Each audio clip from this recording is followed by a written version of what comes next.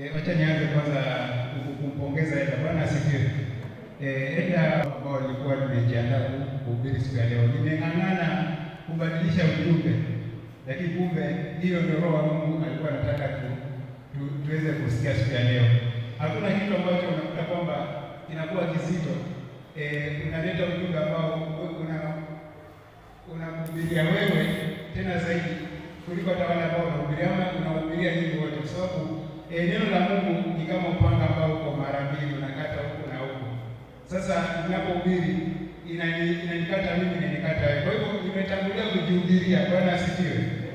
Kabla sijakuja na ujumbe huu, na nimeona kwamba wakati nilipoingia katika ibada ya siku ya leo, nimesikia Roho wa Mungu yuko pamoja na sisi, kwa sababu amekonfirm kwamba hakika ile ujumbe ambao tunaendelea kusikia siku ya leo ni ujumbe wa wakati na ujumbe wa saa, na ndio ujumbe ambao Mungu angetaka tusikie siku ya leo. Na naamini kwamba tutakapotoka katika ibada ya siku ya leo, tutatoka kama ni watu ambao tumebadilishwa, ni watu ambao tumefanyika viumbe vipya, ni watu ambao tutakuwa katika mapenzi ya Mungu. Bwana asifiwe. Kwa sababu Mungu anapotuma neno lake hatarajii irudi bure, bali iweze kufanya mapenzi yake. Bwana asifiwe. Kuonekanika katika maisha yetu, kile ambacho tumefundishwa, kile ambacho tumesoma katika neno la Mungu kinafanya kazi katika maisha yetu. Bwana asifiwe. Nataka kuongea kuhusu faithful serving. Bwana asifiwe. Nikiongea unaona kwamba naweza kufika hapo mbele, unaona kwamba hata tumeongoza tumaombe mengi tu hapa. Hata ile maombi tumeomba leo siku ya leo ni kuhusu kutumika. Bwana asifiwe. Faithful serving. Sasa mimi nimeongeza faithful kwa sababu unaweza kuwa unatumika lakini hauko faithful. Tutakuwa tukiona tu katika statistics kadhaa ambazo nimeweka mahali pale. Kuna mifano mizuri na kuna mifano mibaya ambayo itakuwa inatuonyesha kwamba je, tunatumika kwa uaminifu. Bwana asifiwe. Kwa hivyo sisi naweza sema kwamba tulipoanza mwaka, Bwana asifiwe, tunapoanza mwaka tunaanzaga kama tumejichocha, tuko na ile nguvu mpya, kama mwaka huu unajua kwamba ni mwaka wa going deeper. Bwana asifiwe.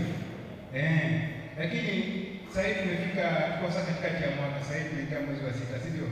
Tuko katikati ya mwaka ambapo sasa hivi Mungu anatarajia kwamba tumezama kabisa. Bwana asifiwe. Tuko deeper, lakini tutaangalia kwamba nimeevaluate bado tuko somewhere, hatujafika deeper. Ama nyinyi mnaonaje? Bwana asifiwe. Unaonaje, tuko katika percentage gani? Tumefika, tuko ufuoni, tumeingia ndani, ama tuko wapi? Ufuoni. Bado hata tunaingia, sivyo? Sasa ni lini tutaingia kule deeper? Mwaka utaisha kama bado tuko hapo ufuoni? Hilo ni swali ambalo tunafaa tukiuliza. Kwa hivyo jambo hili linanijaga moto. Kwa hivyo Mungu anategemea tuweze kutumika, na tutakapotumika vizuri lazima tuwe tumezama kabisa kule kipa, kule ndani ya ufuoni, ndipo tutakapokuona maajabu ya Mungu. Bwana asifiwe.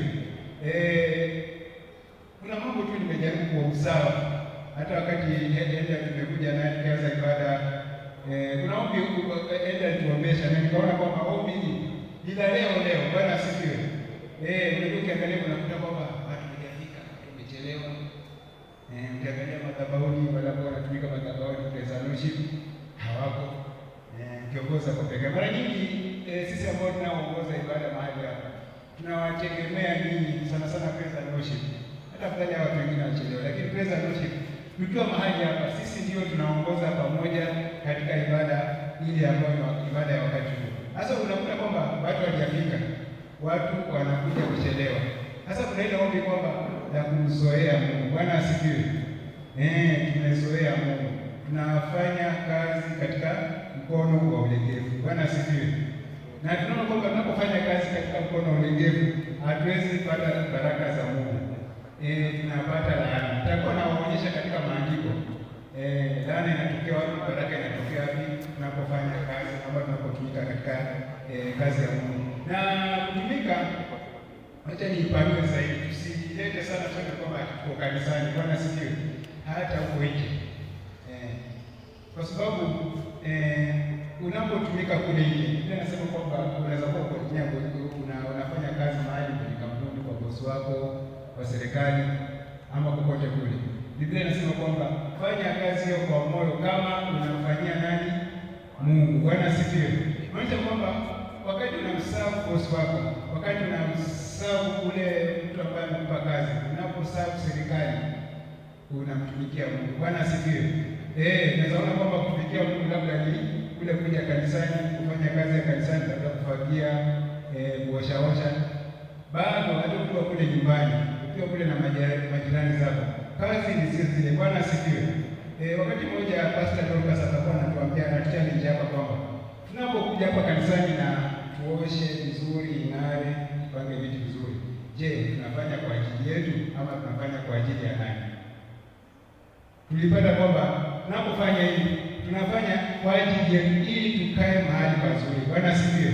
Wakati tumepata ibada iko imepangwa vizuri, vitu vimepangwa vizuri, kumeoshwa vizuri, hiyo ni kwa ajili yetu. Tunataka tukae mahali pazuri tunapomwabudu Mungu. Kwa sababu bado hata tukikaa kule nje, tukinyeshewa hata kule nje, hatuko ndani ya nyumba, bado tunafanya ibada, bado ibada yetu itakamilika mbele za Mungu. Bwana asifiwe. Lakini sisi hatutakuwa comfortable kwa sababu tunanyeshewa kule nje, sivyo? Lakini wakati tuko ndani ya kanisa, tuko mahali pazuri, mvua hainyeshe na tuko vizuri, ni kwa sisi tuko comfortable ili tuweze kumsabu Mungu. Kwa hivyo hii service ambayo naongelea sana sana directly ina benefit sisi wenyewe. Bwana asifiwe. Ina benefit sisi wenyewe, na tunaposabu kwamba tunasabu ili tupate baraka za Mungu, na tunaona kwamba sisi tumepewa gift. Bwana asifiwe. Tumepewa karama mbalimbali na gift, na hizi gift Biblia inasema kwamba ni za kuhudumiana sisi kwa sisi. Bwana asifiwe. Kutendea mmoja na mwingine, kama vile nimetaja praise and worship, wanapotuimbisha, kiongozi wa ibada anapotuongoza, kuna walimu wa Sunday school, kuna ushers tunaona wanafanya kazi yao. Hizo ni gift, tunahudumiana sisi kwa sisi. Hii ni kumtumikia Mungu. Bwana asifiwe. Na unaona kwamba hao wanaofanya, tunafanya ile service kwa sisi, service to humanity. Bwana asifiwe. Na kwamba service to humanity inasema kwamba is service to God. Kwa hivyo you cannot serve God when you are not serving people. Bwana asifiwe. Lazima kuwa unamtumikia watu ili uweze kuwa unamtumikia Mungu. Na kuna vile unaweza kuwa unatumikia pia watu na hautumikii Mungu. Bwana asifiwe. Kwa hivyo hiyo ni tricky. Sasa lazima ujue kwamba je, ninapotumika namtumikia Mungu anamtumikia nani? Nataka nipate msomaji katika nasomea katika Deuteronomy 10:12. Hiyo ndio main text ya leo. Tasoma zingine, lakini sasa hiyo nataka ujumbe huu na ujenga mahali pale.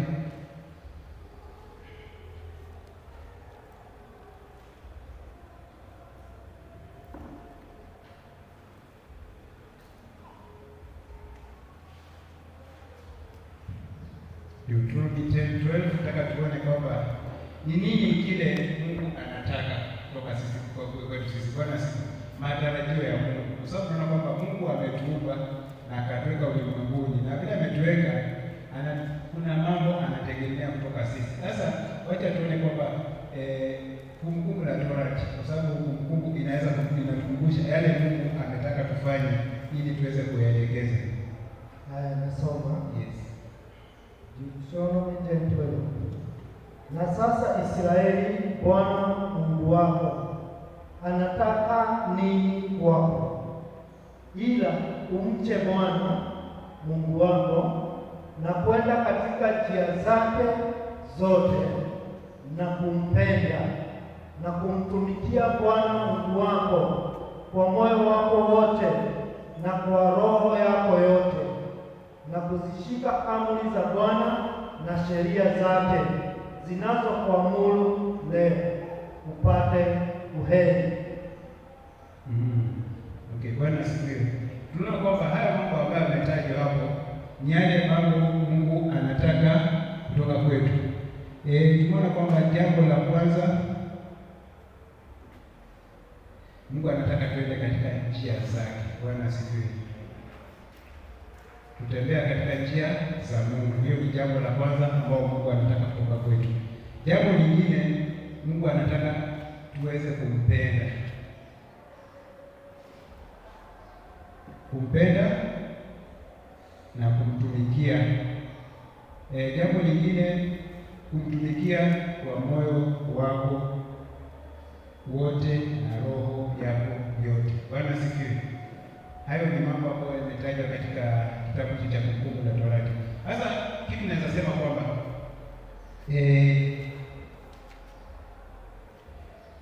fear of the Lord. Bwana asifiwe. Sababu Biblia inasema fear of the Lord. Ile hofu, Bwana asifiwe, kwa njia ya respect.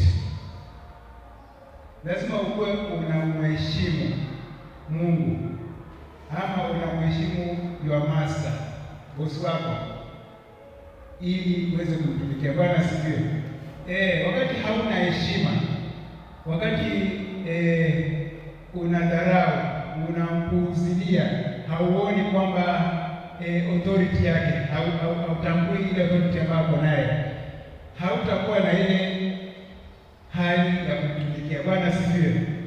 Utachukulia tu mambo for formality, ile ambayo tunaongelea kwamba mkono wa ulegevu, kwa sababu unaona hata nisipofanya hakuna ile kitu atanifanya, kwa sababu hautambui ile respect, ile authority ambayo uko nayo, haumheshimu, hauoni umuhimu wake.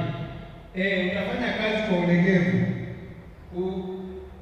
akikutuma utaenda tu unavyotaka, utaenda kuchelewa. Kama ile tumeona kwamba utakuja ibada kuchelewa, ama utakosa kukuja tu ibada, ukae tu nyumbani, kwa sababu bado ile kuogopa Mungu. Bwana asifiwe. Ile hofu ya Mungu haiko ndani mwetu. Bwana asifiwe.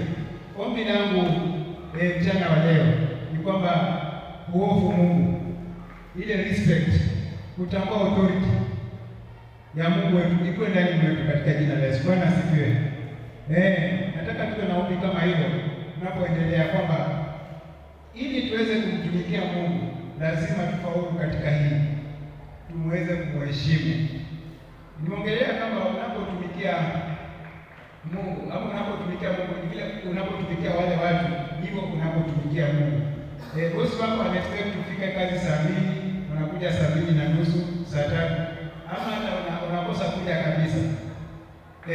Bosi wako amekupatia assignment, nataka ufike kutoka hapa uwanja huu mpaka pale chooni, utafika ufika hapo katikati uache, ama utafika lakini bado umebakisha.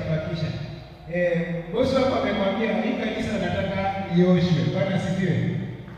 Utakuja tu fagie na labda uoshe hapa ubakishe. Unaona kwamba ile hofu, Bwana asifiwe, ile respect haiko ndani mwako. Kwa hivyo hata haujali. Bwana asifiwe. Lakini wakati unapokuwa na ile respect, unatambua ile authority, unatambua yeye ambaye unamtumikia ni nani, utafanya ile kazi kwa uaminifu. Kumbuka naongelea kufanya kwa uaminifu. Bwana asifiwe. Naongelea kutenda kazi kwa uaminifu, serving faithfully. Sasa utakuta kwamba una serve but you are not faithful. Nitakupatia mifano tu baadaye utaona. Alafu tutajipima tuone kwamba tuko wapi. Simwambie kwamba huu ujumbe umenihubiria mimi kwanza, ndipo nimekuja nao na nilijaribu kung'ang'ana nibadilishe ujumbe, wakati nikuambia kwamba wewe ndio utasimama, lakini kakuta inaniongelea inakuja kabisa, nikaamua kuifanyia study. Na wakati nimekuja leo katika ibada, nimeona Roho Mtakatifu amegonga muhuri. Kwa hivyo naamini kwamba nadiliva kile kitu ambacho Mungu anataka tuweze kusikia kwa leo. Jambo lingine tumesikia kwamba walk in all his ways. Bwana asifiwe. Kutembea katika njia za Mungu. Unapotembea katika njia za Mungu, obviously utatamani kufanya mapenzi yake. Utakuwa na uhusiano mzuri na yeye. Utakuwa unapata uelekezi kutoka kwake. Utakuwa unatamani kuona kile ambacho anataka wewe ufanye ama kutenda mapenzi yake. Kwa sababu unamtembea kando ya njia za Mungu. Bwana asifiwe. Unaona kwamba unaweza kufikia uko katika njia za Mungu lakini hauko, unatembea kando. Kwa njia nyingine nasema kwamba doing what he says. Bwana asifiwe. Kile Mungu anachokuambia ufanye, fanye. Ndio katika ibada ya Jumapili unakuja. Bwana asifiwe. njoo mapema katika ibada, unakuja. Njoo ufagie, unakuja. Kule kazini bosi wako anakuambia nakutuma assignment mahali fulani, nenda. Bwana asifiwe. Unafanya kile your master anakuamuru. Hiyo ni jambo ambalo tumejiona katika Deuteronomy. Haya ni baadhi ya yale mambo Mungu anatarajia kutoka kwetu ili tuweze kufanya kazi kwa uaminifu. Jambo lingine anataka he wants us to love him. Bwana asifiwe. Hapo upendo. Bwana asifiwe. Ule upendo ndio utafanya uweze kumtumikia. Unaona kwamba huu upendo kwanza unaanza na yeye mwenyewe. Bwana asifiwe. Kwa sababu kuna mambo mengi Mungu anatufanyia, si ndio? Hata ule uzima tuko nao ni yeye, uzima wa milele. Kwa sababu kama Mungu hangetuonyesha upendo, kama Mungu hangekuwa na upendo kwa sisi, siku ya leo hatungekuwa. Bwana yeye imagine tungekuwa wapi?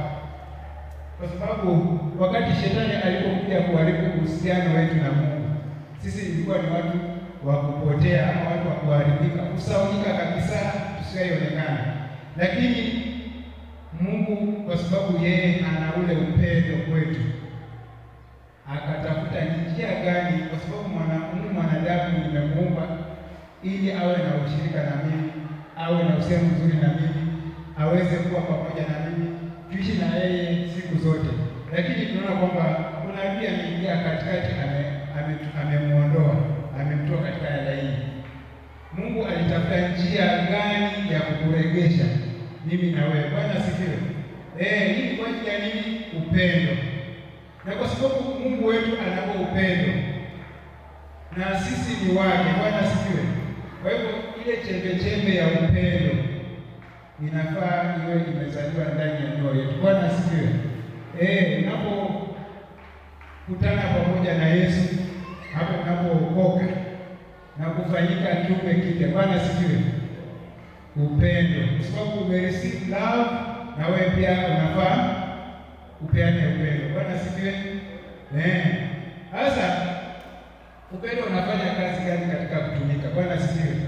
Tunaona kwamba usipokuwa na huu upendo hautakuwa na ile moyo wa kusavu. Bwana asifiwe. Kwa sababu kusavu inaanza ndani ya moyo kwa sababu ya upendo. Ule mtu ambao upende hakuna kitu anaweza kumfanyia. Bwana asifiwe. Hata wale ambao wako katika uhusiano, mtu ako kwa uhusiano, mtu ako na mchumba wake, kwa mfano ni kijana anataka kuoa ama kijana ako na mchumba wake, kwa sababu ya ule upendo ako naye kwa ule mwenzake, atafanya jambo lote. Bwana asifiwe. Atamsafu ule mwenzake kwa sababu ya ule upendo. Wale ambao wako katika jamii, mke na mume, baba na mama na watoto, Bwana asifiwe. Ule upendo ambao unatembea katika hiyo sako ndio utafanya kwamba mweze kutumikiana, usawa Bwana anaanza. Bwana asifiwe. Sasa kwa hiyo tunaona kwamba bila upendo, tukikosa upendo hatuwezi kutumika. Kwa hivyo nataka uwe na ombi ya kusema kwamba Mungu nisaidie ule upendo wako, upendo wa Mungu, Bwana asifiwe, ukaweze kuwa ndani mwangu ili nikaweze kutumika ama nikaweze kufanya kazi katika uaminifu. Tukaona kwamba ukiwa na upendo na mtu utakuwa mwaminifu kwake. Bwana asifiwe. Automatically hautataka kumsaliti, si ndio? Hautataka kumsaliti mtu ambaye unampenda. Unang'ang'ana kabisa na zile obstacle, vizuizi, challenges zote ambazo zinatokea zinataka kutoka katika laini, ili uweze kuwa mwaminifu kwake, ili aweze kuona kwamba huyu mtu kweli ananipenda ama huyu mtu kweli ananitumikia, na wewe utatoa yako yote. Bwana asifiwe. Ukiwa na upendo kwa Mungu hautasukumwa kwenda katika ushirika. Bwana asifiwe. Ukiwa na upendo kwa Mungu hautasukuma kwenda katika ibada ya katikati ya wiki. Ukiwa na upendo kwa Mungu hautasukuma kuja katika ibada ya Jumapili kama ibada ya siku ya leo. Kama kama leo ukiangalia kwa ukando huko kuna mapengo. Mimi ya mapengo yananisumbua sana. Hiyo inamaanisha kwamba hatuna ule upendo. Waweza kuta huyo mtu labda ni sababu ndogo imefanya haya kuja ama akachelewa katika ibada. Nataka mnichallenge the other side katika ibada ambazo zinazokuja. Nione kwamba tumekuja mapema. Kwa sababu ibada zetu by saa 2 nafaa tuwe tumeanza. Ili tumalize mapema, watu waende nyumbani katika mambo yao. Bwana asifiwe. Mungu amekupatia hizi siku zingine zote, siku ngapi? Siku 6. Unafanya kazi yako, unafanya mambo yote unataka, unaenda kazini, uko na nafasi na jamii yako. Na mambo yote unataka kuyafanya, Mungu amepatia ile free will. Bwana asifiwe. Mungu akuzuii, amekuachia ule free will. Lakini sasa kuna siku ambao sasa wewe uko na maagano na yeye. Bwana asifiwe. Ya kuja katika ibada kumwabudu, kuja kumtukuza, kuja kumrudishia shukrani. Hii siku ni very important kwako. Bwana asifiwe. Kumbuka kwamba naongelea upendo na kuna vingine nimeongelea hapo juu. Kuna ile respect nimeongelea hapo, kutembea katika njia zake nimeongelea hapo. Hayo yote ukiyazingatia, unakuta kwamba hii siku ama siku ya ibada itakuwa priority. Bwana asifiwe. Na tunaona kwamba kwa sababu sisi tuko kwa sababu ya Mungu. Sababu bila Mungu hatungekuwa, na tuko kwa ajili ya upendo, na Mungu ndio kusudio la sisi kuwa katika dunia kupatikana, ni Mungu ambaye ametuwezesha. Kwa hivyo what is our priority? Bwana asifiwe. Priorities zetu. Kuna mambo kwamba unakuta labda yamekuchelewesha, unafaa hata uyaachilie.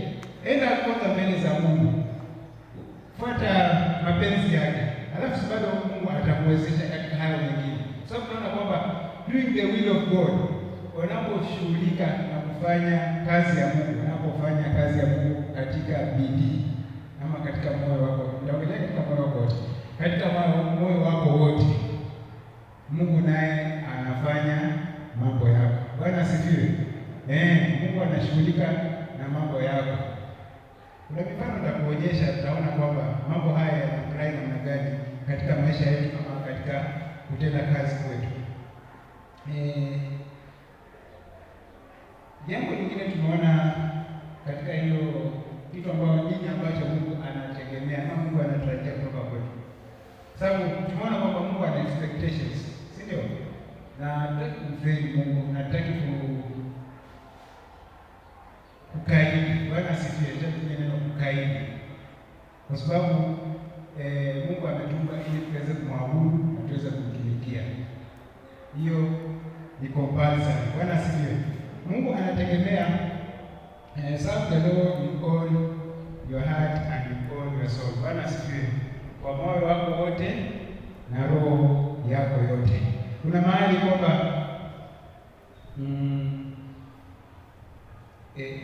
Yesu akakuwa anasema kwamba mahali mtu moyo wake uko ndio hazina yake iko. Bwana asifiwe.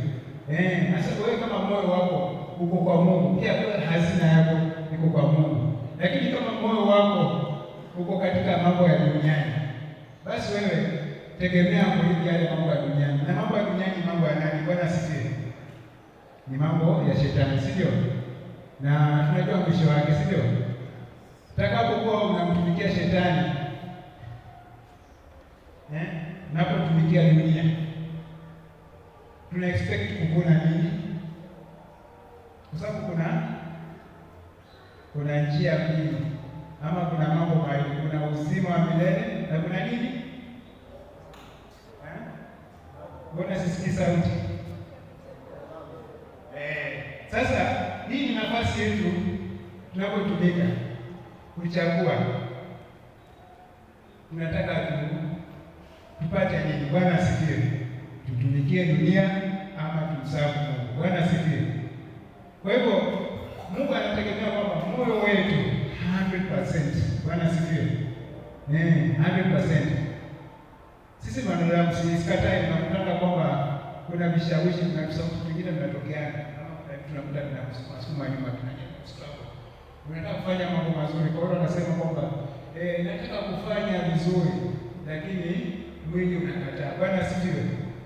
Kwa sababu tuko na huu mwili na bado tuko duniani. Bwana asifiwe.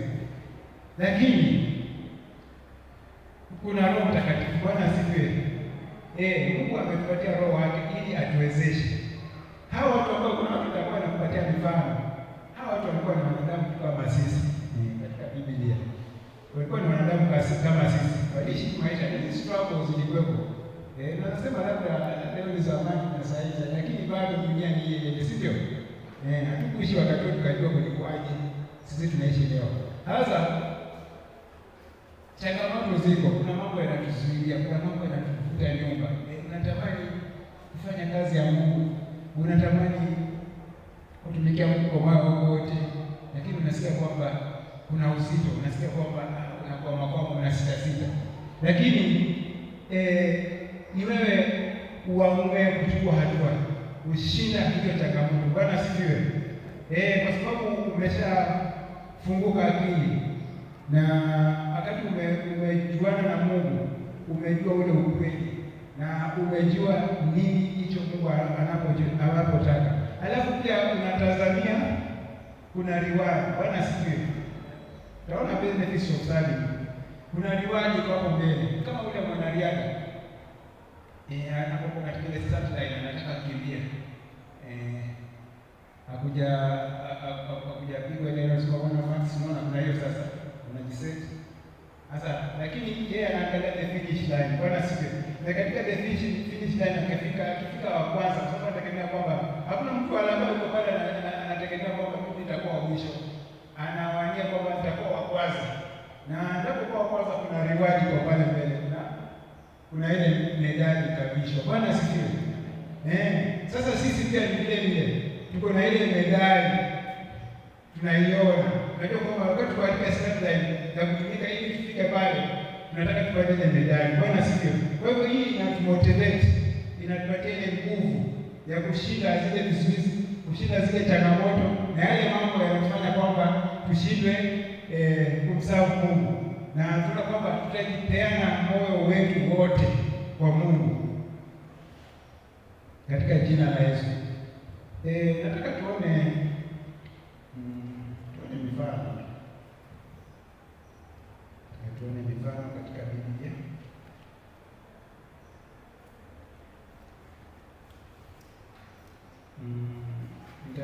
Nataka msomaji wangu nisomee Mathayo 25:14.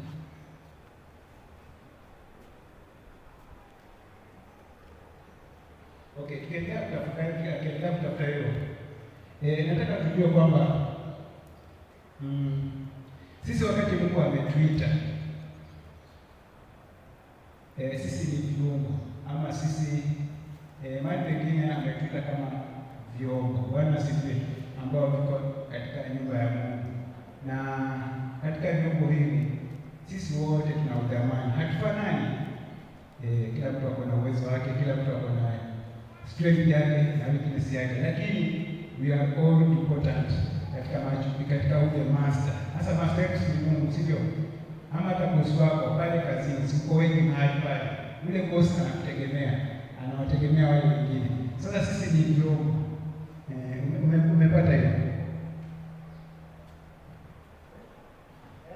Matthew, tusome Matthew 25 from verse 14.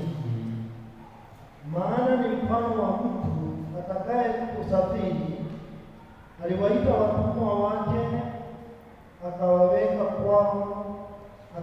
kwao mali zake. Akampa mmoja talanta 5, na mmoja talanta 2, na mmoja talanta 1 kila mtu kwa kadiri ya uwezo wake, akasafiri. Mara yule aliyepokea talanta 5 akaenda akafanya biashara nazo, akachuma faida talanta nyingi, akachuma faida talanta nyingine 5. Vile vile na yule mwenye 2, yeye naye akachuma nyingine 2 faida. Lakini yule aliyepokea 1 alikwenda akafukua chini, akaficha fedha ya bwana wake.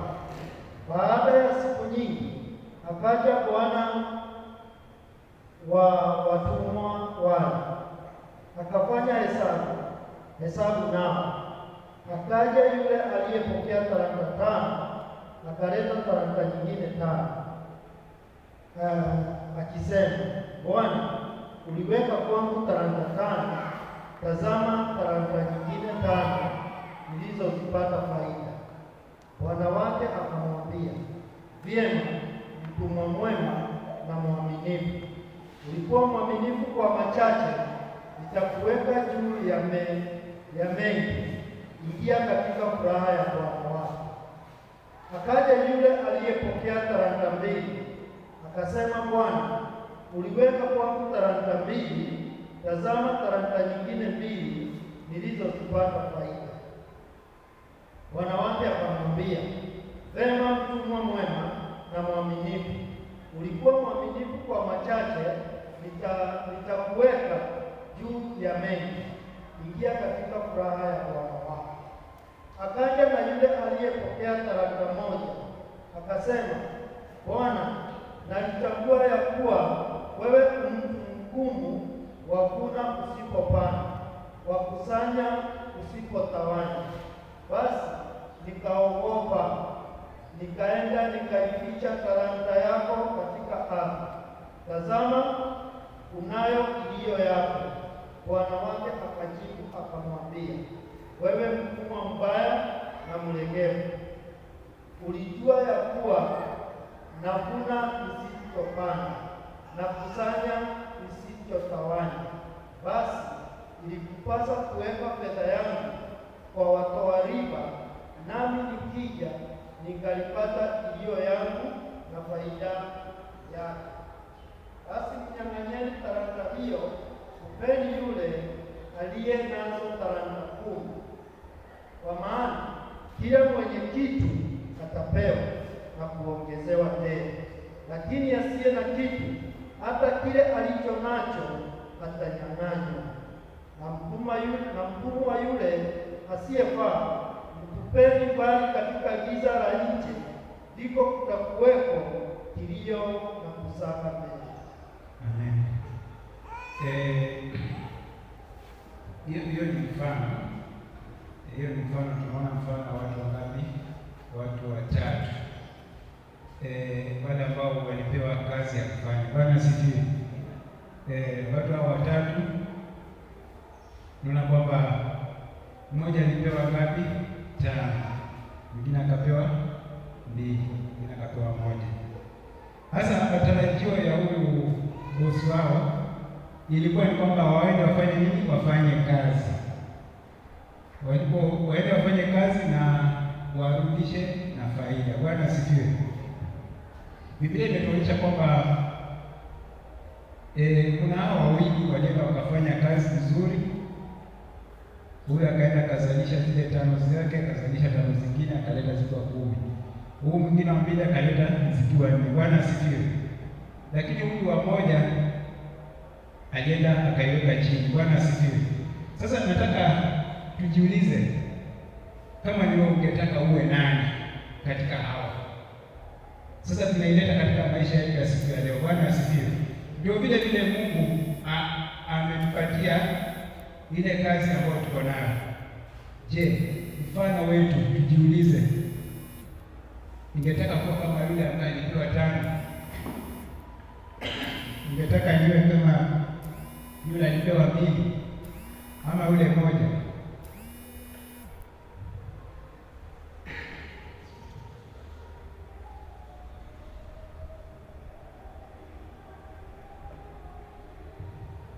Tunaona kwamba hawa wawili walifanya wakampendeza master wao. Bwana asifiwe.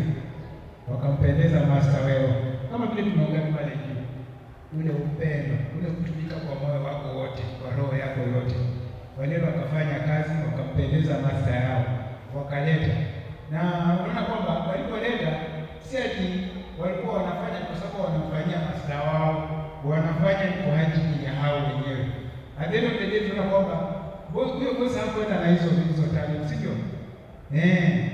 Bado walipewa. Ule mwenye moja ule alirudi na ile moja, alifanya mnyang'anyo, kaongezewa huyu, akaenda nazo. Sasa kwa huyu anaenda na faida extra. Bwana asifiwe. Kwa hivyo tunaona kwamba tunapomfanyia Mungu kama vile anapotarajia kutoka kwetu, expectations like tunapofanya katika uaminifu, tunazidishiwa. Bwana asifiwe. Hii faida ama hii baraka bado ni yetu sisi wote. Mimi ningetamani kwa mfano hawa watu wazuri niweze kufanya vizuri. Nimesema kwamba huu ujumbe unanihubiria pia mimi, ama umeshanihubiria na naendelea kunihubiria, kwa sababu kuna mambo mengine hata siku ya hakika ama siku ya kina nayapata mahali hapa. Sasa natamani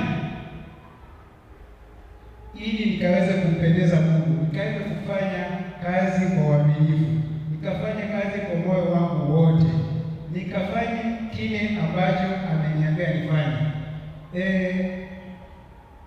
The bad example, huyu jamaa ambaye alifanya ajenda akaweka, unajua alisema, nimechukulia kwamba huyu boss yeye anataka tu apate faida, mimi nilifanyia kazi, anaenda kustarehe, yeye anaenda kukaa, lakini sasa anataka mimi ndio nimfanyia kazi nihangaike, ninyeshewe kule nje na yako ndani, ama anaenda kujienjoy, alafu baadaye tulimletee mafanikio, lakini ndani ya roho yake hajui kwamba kila anachofanya kizuri si kwa ajili ya ule boss, ni kwa ajili yake mwenyewe. Bwana asifiwe. Tunaona ile mfano kwamba tunapofanya mambo mazuri, kwa mfano tunapotengeneza kanisa liko vizuri, tunapatia mahali pazuri, tunaabudu mahali pazuri, ni sisi tuko comfortable. Bwana asifiwe. Tunafurahi, tunaenjoy, lakini the moment tunaacha kwamba kuna uchafu, tunakaa vibaya, bado hatutakuwa comfortable kusawa. The same apply kwa huyu ambao ni mtumwa mwovu, na vile nimemwita kuna mara anaitwa mtumwa anakani. Huyu alitegemea kwamba atakapofanya hiyo kazi atakuwa amemwangusha bosi wake. Bwana asifiwe. Aliona kwamba bosi wake atafilisika. Kuna vile tunaweza fanya kazi na kwamba huyu kampuni sitaki iendelee, hii serikali sitaki ifaulu, umepewa kusimamia mradi, umepewa kusimamia kitu, unaweka mkono mlegevu, unaweka ufisadi, unaweka uvivu. Bwana asifiwe. Ili usiende vizuri, kuharibika.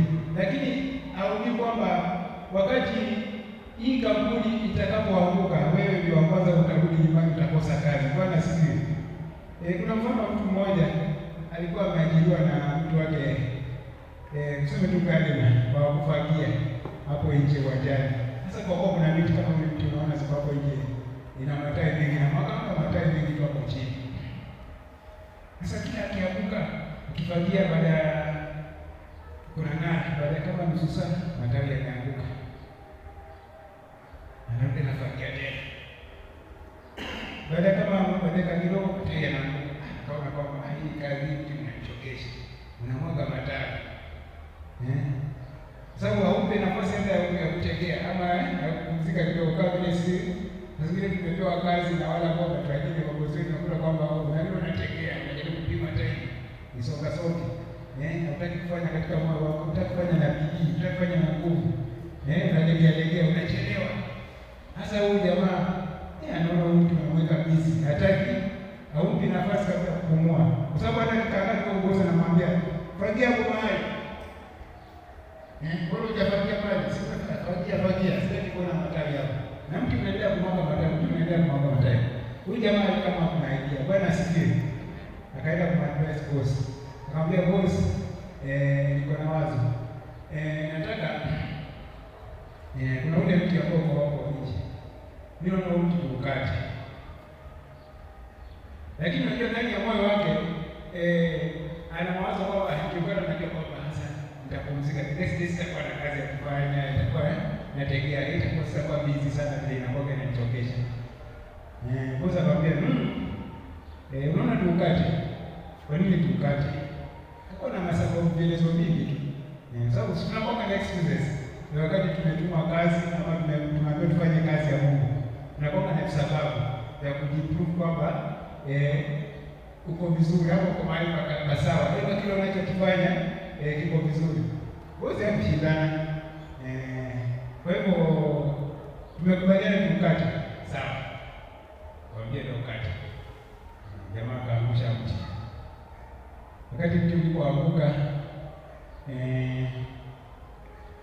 the next day soja sasa unaangusha, kama ukikata ukate kwa sababu kila kitu uondoe, alafu utupe mahali zinafaa zitupwe na sikae wako mahali waweze kung'ara. Soja sasa mmoja yule jamaa ni kwamba huu mti unachafua compound sana, sasa nataka compound ikae ikiwa safi. Sawa, sasa akaukata. Kesho yake alipokuja bosi akamwambia, umekuja kazi leo? Kazi yako ya leo ni gani? Kazi yangu ya leo kama kawaida kule kufagia. Utafagia wapi? Pale wajana kufagia. Katoka na bosi wakaangalia, wakaona kwamba hakuna uchafu. Bwana asifiwe. Sababu shule kulikuwa na chafu unaondolewa. Sasa kama uangushe tena matasi pale mambo yameng'ara. Sasa akamwambia, sasa ile kazi unafanyanga tena kama sikishafanyika. Bwana asifiwe. Sasa unatarajia utafanya kazi gani? Sasa wewe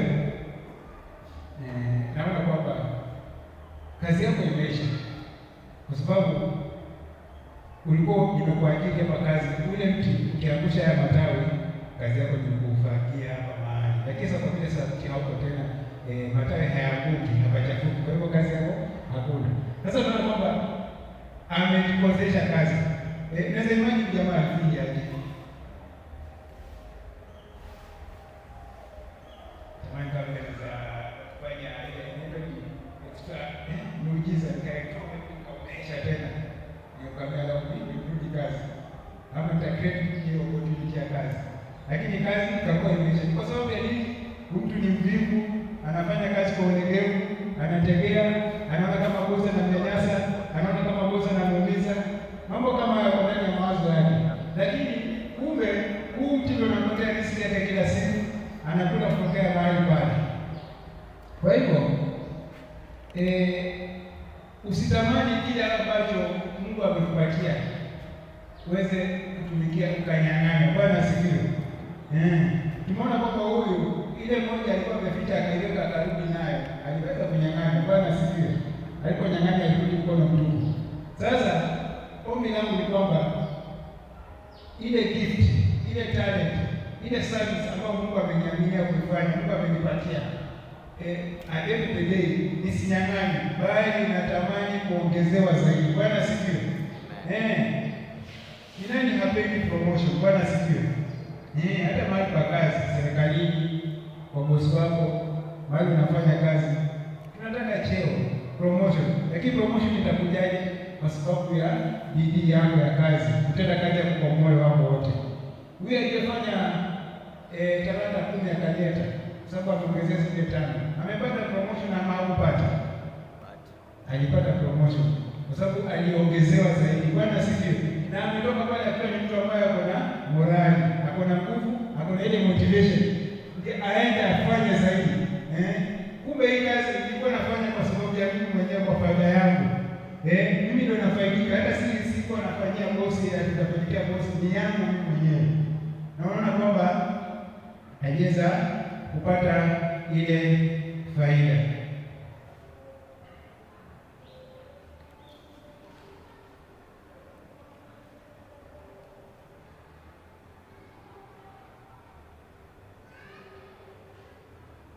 Kwa hivyo tunaona kwamba yale ambayo tunaona kwamba lazima uwe na heshima, kumwogopa Mungu ili uweze kuobey. Bwana asifiwe. Kwa sababu kuna disobedience zinafanyika mahali,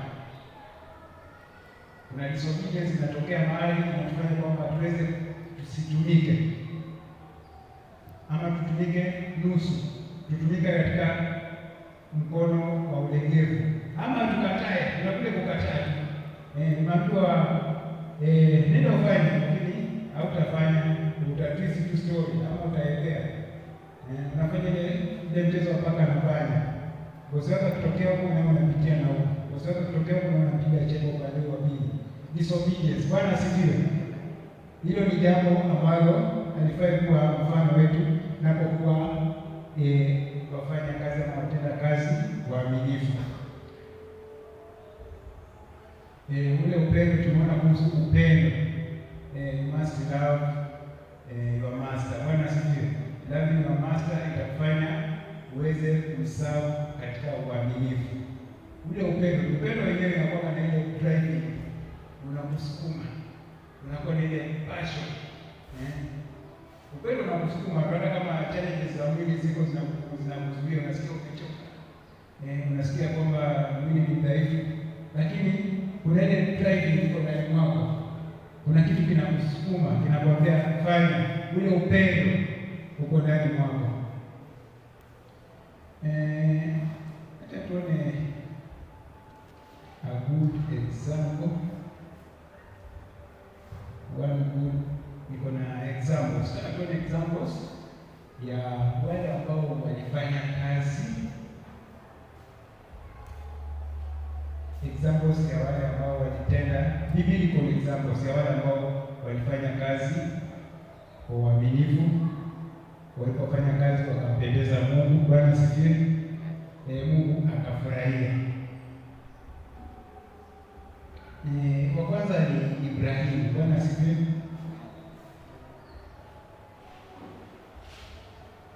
Katika Ibrahimu 12 kuna ile the call of Abraham. The call of Abraham, Mwanzo 12. Nitasoma. Bwana akamwambia Abrahamu, toka wewe katika nchi yako na jamaa yako na nyumba ya baba yako, uende mpaka nitakapokuonyesha, nami nitakufanya wewe kuwa taifa kubwa na kukubariki na kulitukuza jina lako, nawe utakuwa baraka. Tafika hapa. Unaona kwamba huyu ni Ibrahimu. Ibrahimu is yeye ni baba wetu kwa imani. Bwana asifiwe. Kwa hivyo tunaamini kwamba zile ahadi, baraka zote, mambo mazuri yale Mungu alikuwa mwekea Ibrahimu, kama ile vitu vyote ambavyo tunaenjoy, ahadi, promises za Mungu zote tunaijua kupitia nani? Ibrahimu. Sababu tunaona kwamba Mungu atatubarikia, anasema nitabariki.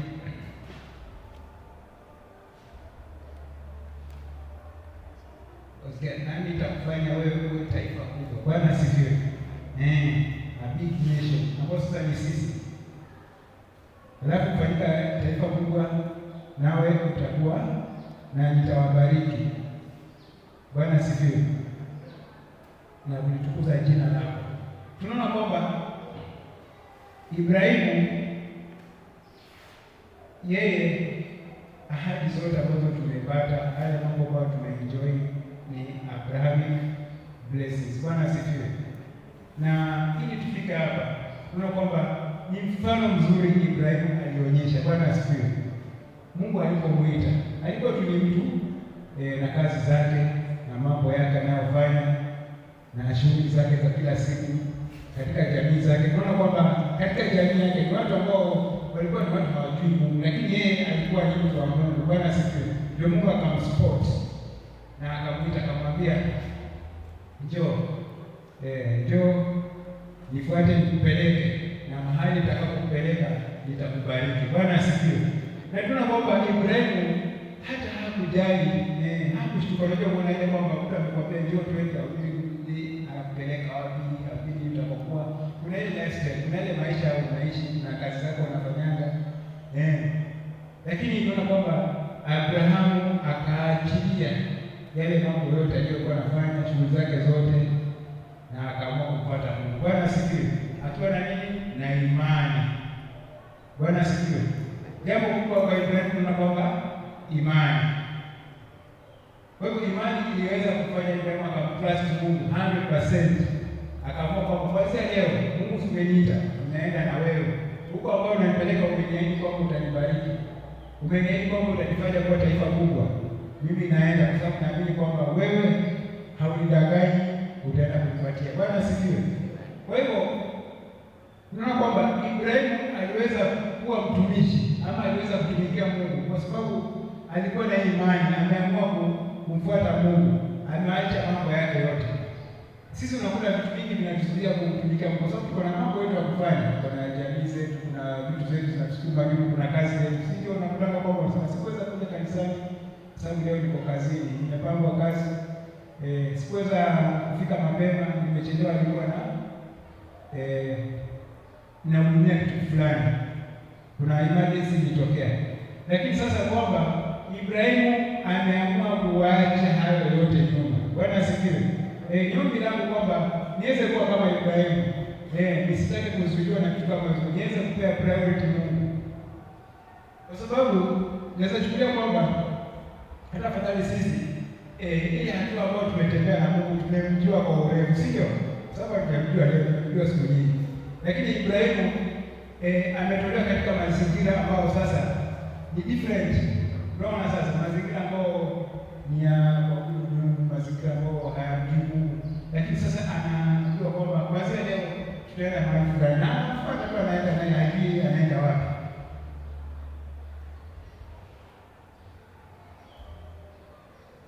Tunaona mfano Ibrahimu kwamba Abraham followed God even without knowing where God is leading. Bwana asifiwe. Alifuata kama hata hajui ni wapi, lakini kwa sababu ya imani Bwana anaamini kwamba huyu Mungu kila ambapo anaenda kunibarikia, nitafuata hivyo hivyo. Na tunaona kwamba kwa sababu Mungu, Abrahamu aliweza kutii na kumfuata Mungu kwenda kumtumikia, kwa sababu hapo Mungu anapokuita anakuita uende kumtumikia. Bwana asifiwe. Wakati wewe ulipopokea Yesu, wakati wewe ulipookoka ukafanywa kiumbe kipya, hapo ndipo Mungu alikuita, na alipokuita alikuita kwamba uweze kumtumikia. Sasa tunaona kwamba God blessed Abraham. Bwana asifiwe. Na tunaona kwamba kwa sababu ya zile blessings za Abraham, sisi ambao ni descendants, Bwana asifiwe, sababu sisi tumetoka katika uzao wa Ibrahimu. Kwa hivyo zile baraka sisi tumeweza kuzirithi. Sasa nikakaa najiuliza, je, mimi descendants wangu ama generations, Bwana asifiwe. Na hiyo pia nataka kuwe swali ambao unaweza kujiuliza, je, unapotumika ili ubarikiwe, zile baraka ambazo utakazopata katika kutumika zitaweza kufikia your descendants ama your generations, Bwana asifiwe, vizazi ambazo vitakapokuja mbele yako. Kwa sababu Ibrahimu alitumika zamani, lakini kwa sababu ya hiyo sisi ndio hawa bado tuna enjoy God blessings, tunaendelea kumtumikia wewe Mungu. Kwa hivyo nimeona kwamba hata wakati Ibrahimu alikuwa ako na changamoto, Bwana asifiwe, unaona kwamba alikuwa na mtoto mmoja ambao ni Isaka, na baadaye Mungu anaona kwamba huyu mtu bado nataka kupatia mtihani, Bwana asifiwe, na akamtesa, akamwambia kwamba nataka unitolee mtoto wako kama dhabihu. Ibrahimu hakuogopa na wala hakukataa na hakumzuilia Mungu. Ibrahimu kwa sababu ya kumwamini Mungu, kwa sababu bado ule roho ya utumishi, Bwana asifiwe, iko ndani mwake, na anaamini kwamba huyu ni my master, Bwana asifiwe. My master akiniambia kitu ninafanya. Tunaona pale juu doing what your master says, Bwana asifiwe. Hiyo ndio kitu ambao Mungu anataka kutoka, kufanya kile kitu ambacho bosi wako anakuambia ufanye. Ndio hiyo kitu ambao Ibrahimu anaona kwamba bosi wako ameniambia niweze kumtumikia Mungu, niweze kutoa dhabihu. Kwa hivyo hakuzuilia Mungu, alienda akafanya hivyo hivyo. Na tunaona kwamba hapo Mungu anatambua kwamba Ibrahimu, umetambua kwamba wewe unanipenda, wewe ni mwaminifu, nimeona imani ambayo uko nayo. Bwana asifiwe. Kwa hivyo je, sisi tutaweza kumtumikia Mungu hata kiwango kicha hicho? Unaambia kwamba hendo kamtolee Mungu mtoto wako ama kile ambacho unachokipenda, sababu unajua sababu ni mtoto ndio kile Mungu Ibrahimu alikuwa amependa. Na tunaona upendo mahali unaplay katika kutumikia Mungu. Kuna mahali tunaona kwamba upendo unatumika wapi?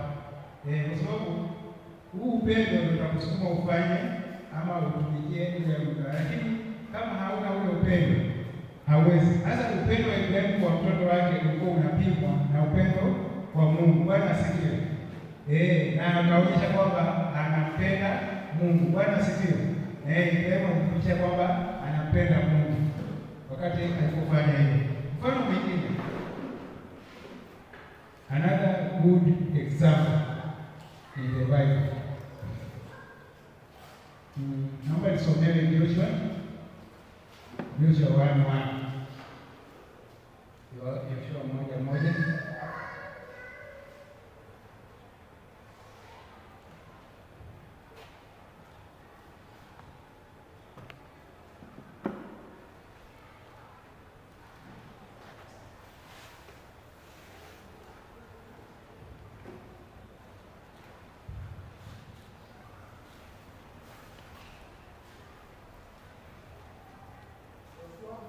Joshua 1:1.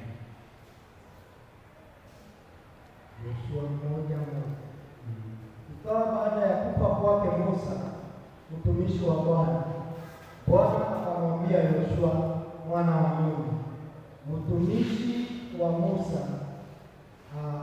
akasema, Musa mtumishi wangu amekufa. Haya basi, ondoka vuka mto huu wa Yordani, wewe na watu hawa wote, mkaenda hata nchi niwapao wana wa Israeli. Kila mahali zitakapokanyanga nyayo za miguu yenu nimewapa ninyi, kama nilivyomwapia Musa. Tangu jangwa hili na mlima huu wa Lebanoni mpaka mto ule mkubwa wa Frati, nchi yote ya Wahiti, tena mpaka bahari ile kubwa upande wa machweo ya jua, hapo ndipo patakapokuwa mpaka wenu. Tunaona huyu ni Joshua. Nataka tuone characteristics za Joshua pia. Tumeona za Ibrahim, sasa nataka tuone characteristics za Joshua as a faithful servant ambaye amejitoa kumtumikia Mungu kwa moyo wake wote. Tunaona kwamba wakati tunasomewa pale Biblia inasema kwamba Mungu anamuita Joshua, sema baada ya kufa kwake Musa mtumishi wa Bwana, Bwana akamwambia Joshua mwana wa Nuni mtumishi wa Musa. Bwana asifiwe. Mungu anamuita kwamba the servant of Moses, Joshua. Kwa hivyo kitu ambacho tunaona kwamba Joshua served Moses. Bwana asifiwe. Na Joshua served Moses faithfully. Na kwa sababu Joshua served Moses faithfully, tunaona kwamba Mungu ako na confidence. Bwana asifiwe.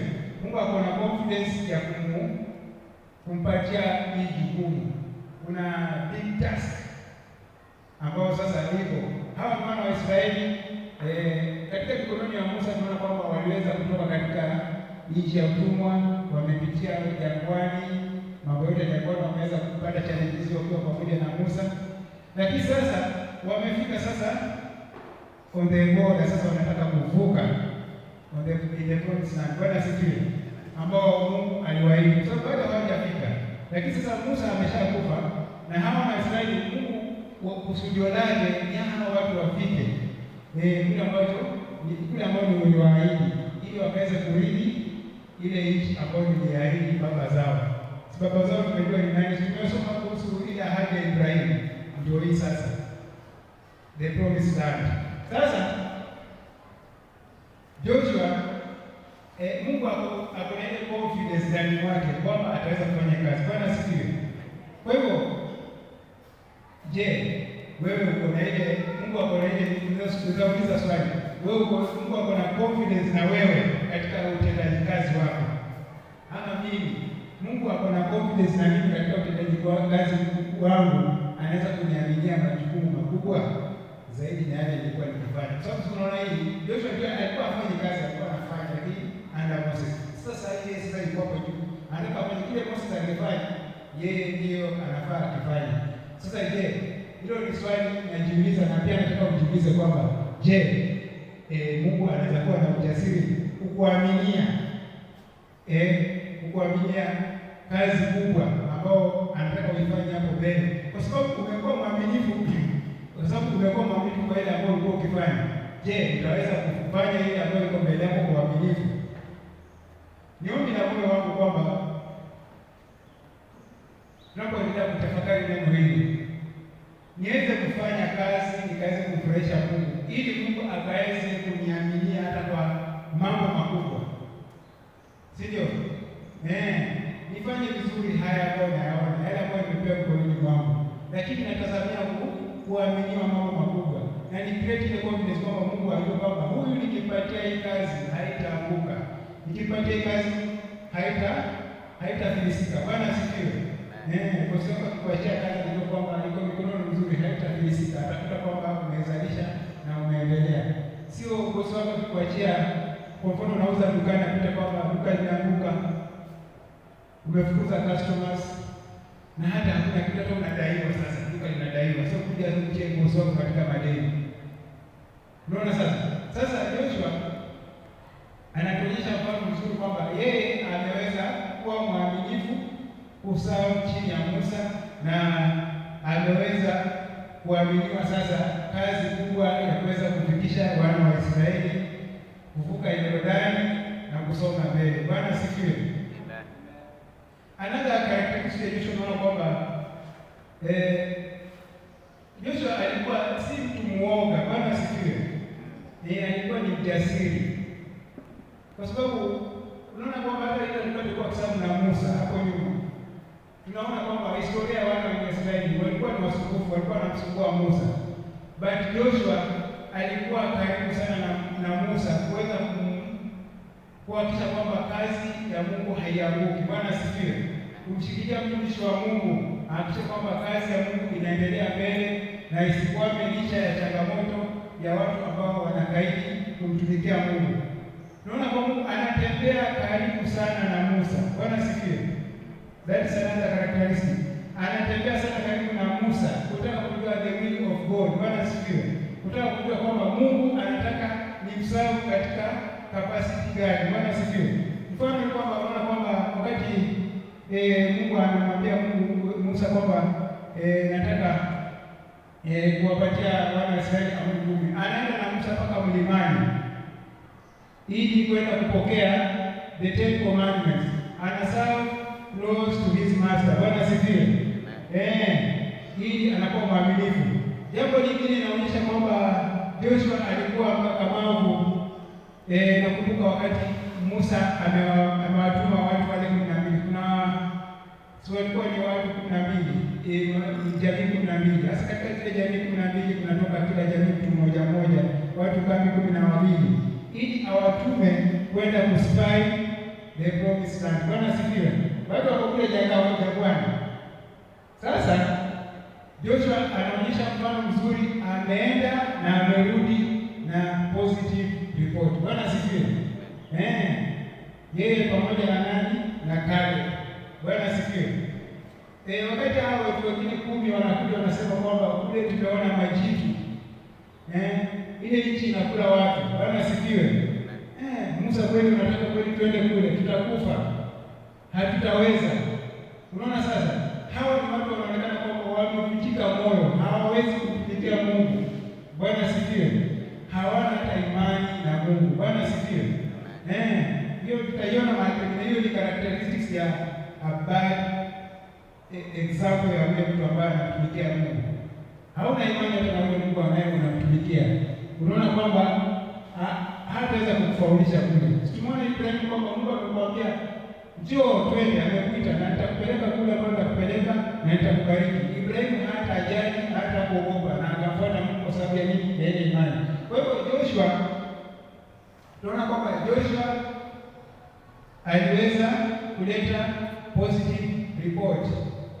Wakati wana Israeli sasa wameshaogopewa, sio wale watu ambao hawamtumikii Mungu vizuri, ama wamtumikia Mungu vibaya, ama walegevu, ama wale ni sababu mbaya, acha tuseme hivi. Wanaona na mambo ya kukuja moyo. Bwana asifiwe. Wakati watakuwa wanapofanya kazi vizuri, kanisani inafagia kutaka kukuregesha nyuma. Wakati utakuona kwamba unalala katika ibada, wanataka kukuregesha nyuma, wakwambie kwamba kwani kule utapata nini? Faida gani tena kule kwa ibada? Wanataka kukuvunja moyo ili usimtumikie Mungu wako. Bwana asifiwe. Kwa hivyo hao walikuwa kimbelembele. Bwana asifiwe. Hao wanataka kuongea zaidi wavunje watu wa Mungu moyo. Hapo ni ripoti wanapeana. Lakini baada ya wote wakishaongea, watu wameingia bomba, watu wameingia, watu wanaambia Musa, sasa hatuendi, tuna kwamba hakuwezekani. Joshua na Caleb wakasimama wakasema kwamba hapana, sivyo.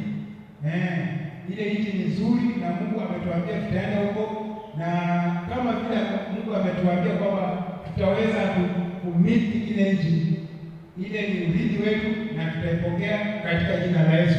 Na tunaamini kwamba Mungu ambaye anaenda kutupatia nchi ana uwezo wa kuturidhisha ile nchi. Bwana sifiwe. Ile uoga hatuko ndani mwa watu wa Mungu wakatulia, lakini bado wako hivi. Hata kwa hivyo tunaona kwamba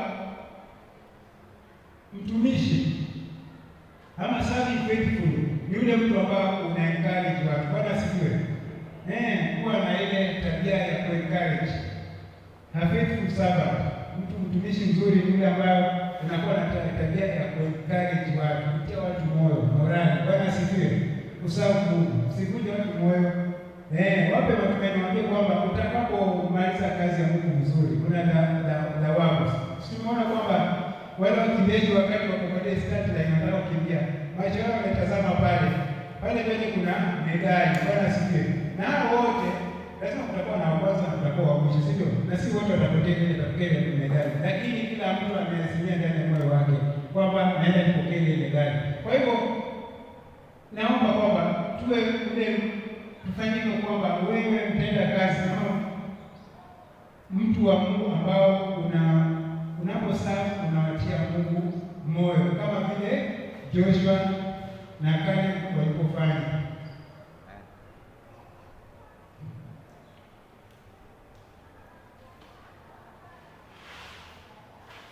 Tumeona kwamba Joshua became the leader. Bwana sifiwe. Hizo ni characteristics of a faithful servant. Joshua alikuwa the leader of Israel. Na tunaona kwamba sasa alifaulu, kwa sababu katika maisha yake Joshua aliishi vizuri mpaka amemaliza vizuri. Mpaka kuna wakati anasimama, wakati anaona kwamba hawa tunaongoza kinaona bado wako vuguvugu, hawaelewi sio?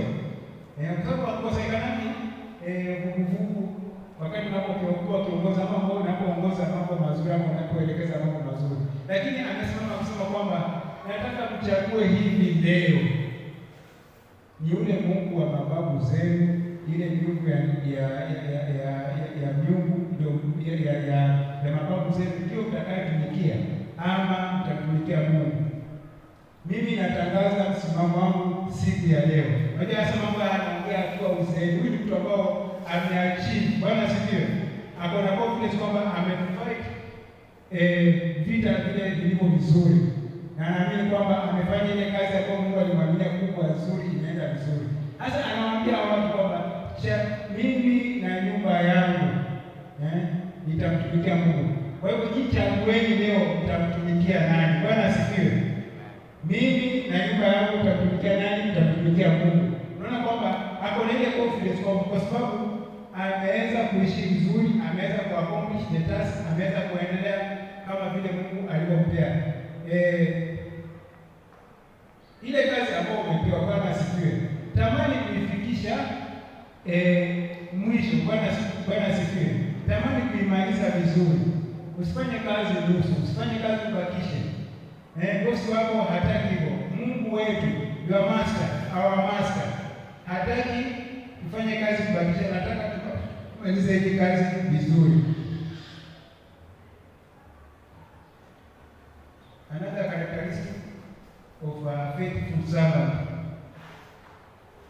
Naona kwamba Joshua believed God of Israel 100%. Bwana asifiwe. Alimwamini Mungu 100%.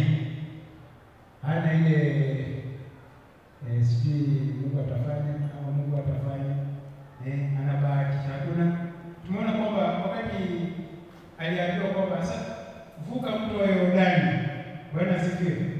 Biblia inasema kwamba mto Yesu ulikuwa umejaa, mto ulikuwa umejaa maji, kulikuwa na siku zingine ambazo umejaa, lakini kwa sababu ya imani ambao wako nayo kwa Mungu 100% walivuka mto. Bwana asifiwe. So walivuka mto wakaingia katika nchi ya ahadi. The next task, kwa sababu tunaona kwamba kuna inhabitants katika ile the city ambao walikuwa wanaenda kugonga. Bwana asifiwe. Tumeona kama space wengine wakawa na watu kule, si gongo, watu walikuwa kule, lakini kwa sababu walikuwa hawana hii imani. Na Mungu kusudia na Mungu kwamba hawa watu huko si kwao, huko ni kwenu. Sasa ndio mwende mwatoe kule ili muweze kuchukua hiyo miji yenu. Bwana asifiwe. Kwa hivyo the next task Joshua aliyofanya ni kukonga Jericho. Bwana asifiwe. Kukonga Jericho. Jericho ilikuwa ni mji mkubwa ambao ulikuwa ni mji unaogopewa sana, umelindwa, security iko juu, ukuta mkubwa kabisa. Kuna mahali ilikuwa nikisoma na naona kwamba wanasema ule ukuta upana wake ni mahali kama vile barabara, magari yanaweza kupita juu ya ukuta, kama ile sasa Ethiopia au hiyo yetu hii. Sasa inakupana, sema kwa mfano kama hii church, magari yanaweza kupita juu. Huo ni ukuta. Lakini kwa sababu Joshua alikuwa na imani 100%, hana doubt na Mungu wake ambao amemwita kumfanyia kazi, aliweza kufanya nini? Kukonga Jericho.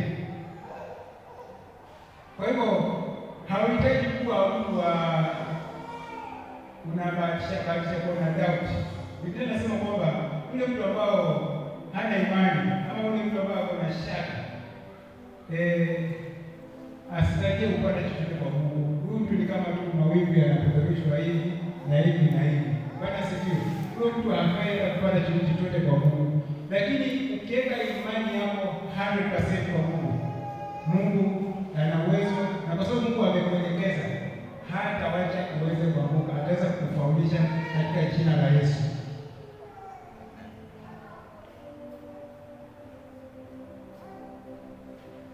Tumeona kwamba alivuka Yordani, alikonga Jericho.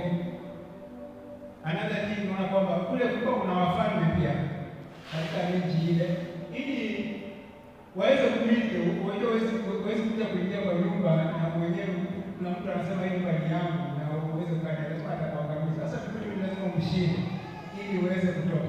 Tunaona kwamba kuna wafalme, Joshua konga the mighty kings. Bwana asifiwe. Wale ambao walikuwa wanatawala kule kwa sababu alikuwa na imani kwa Mungu na alikuwa mtendakazi mwaminifu. Alikuwa anafanya vile Mungu anamwelekeza, anaenda kwa sababu ako na ile moyo wake wote uko kwa nini? Kwa utenda kazi kumtumikia Mungu. Jambo lingine ambalo tunaweza kufundisha hapo katika siku nyingine kwamba aliweza kuwapatia ulinzi. Bwana asifiwe. Kama vile Mungu alikuwa ameagiza Musa kama kwamba hawa watu wanataka wapeleke, watapata ulinzi wao. Kwa sababu Joshua sasa hivi ametoa hii kazi, alihakikisha kwamba kila watu wamepata ulinzi wao kama vile alivyokuwa ameagiza. Kama alikuwa ameagiza, wewe utachukua sehemu hii na mimi nitachukua ile na wewe mwingine utachukua ile nyingine, alihakikisha kwamba ameweza kupatia wana Israeli ulinzi. Kwa hivyo tunaona kwamba he did accomplish his task. Bwana asifiwe. Hakubakisha kazi yake, alimaliza kazi kulingana vile Mungu amemwagiza.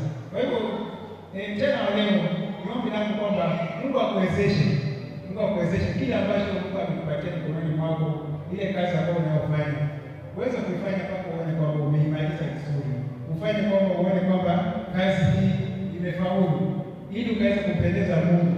Na unapopendeza Mungu, hata wewe pia itakuwa ni ya faida kwa Bwana asifiwe. Tumeona kwamba unapofanya hii kazi ya Mungu au unapofanyia Mungu kazi, tuna benefit ya sisi zaidi.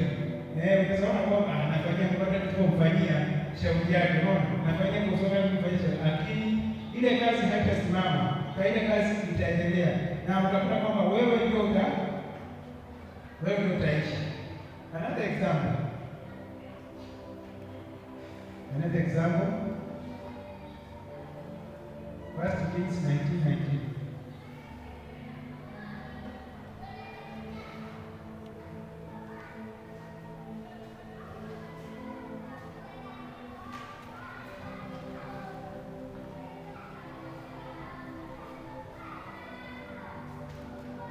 First Kings 19:19.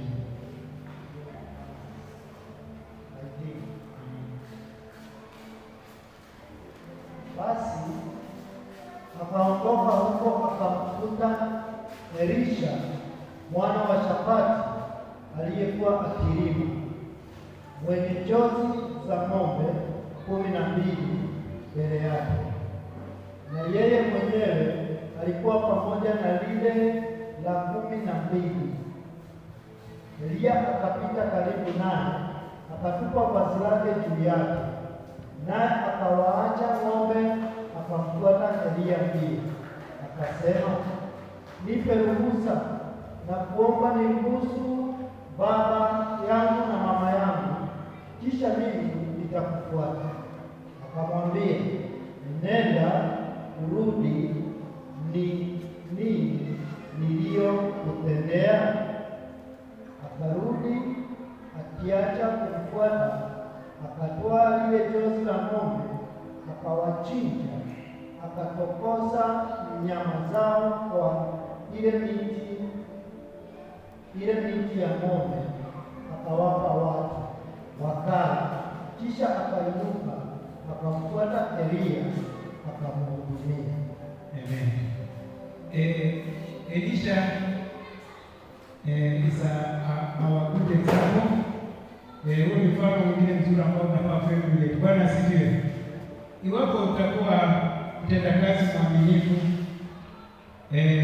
mfano huu ama hizi characteristics ambazo tunaziona katika maisha ya Elisha, inafaa iwe sehemu yetu. Tunaona kwamba Elisha mtu alikuwa mtu kazi zake, tunaona kwamba alikuwa kazi yake ni kilimo. Bwana asifiwe.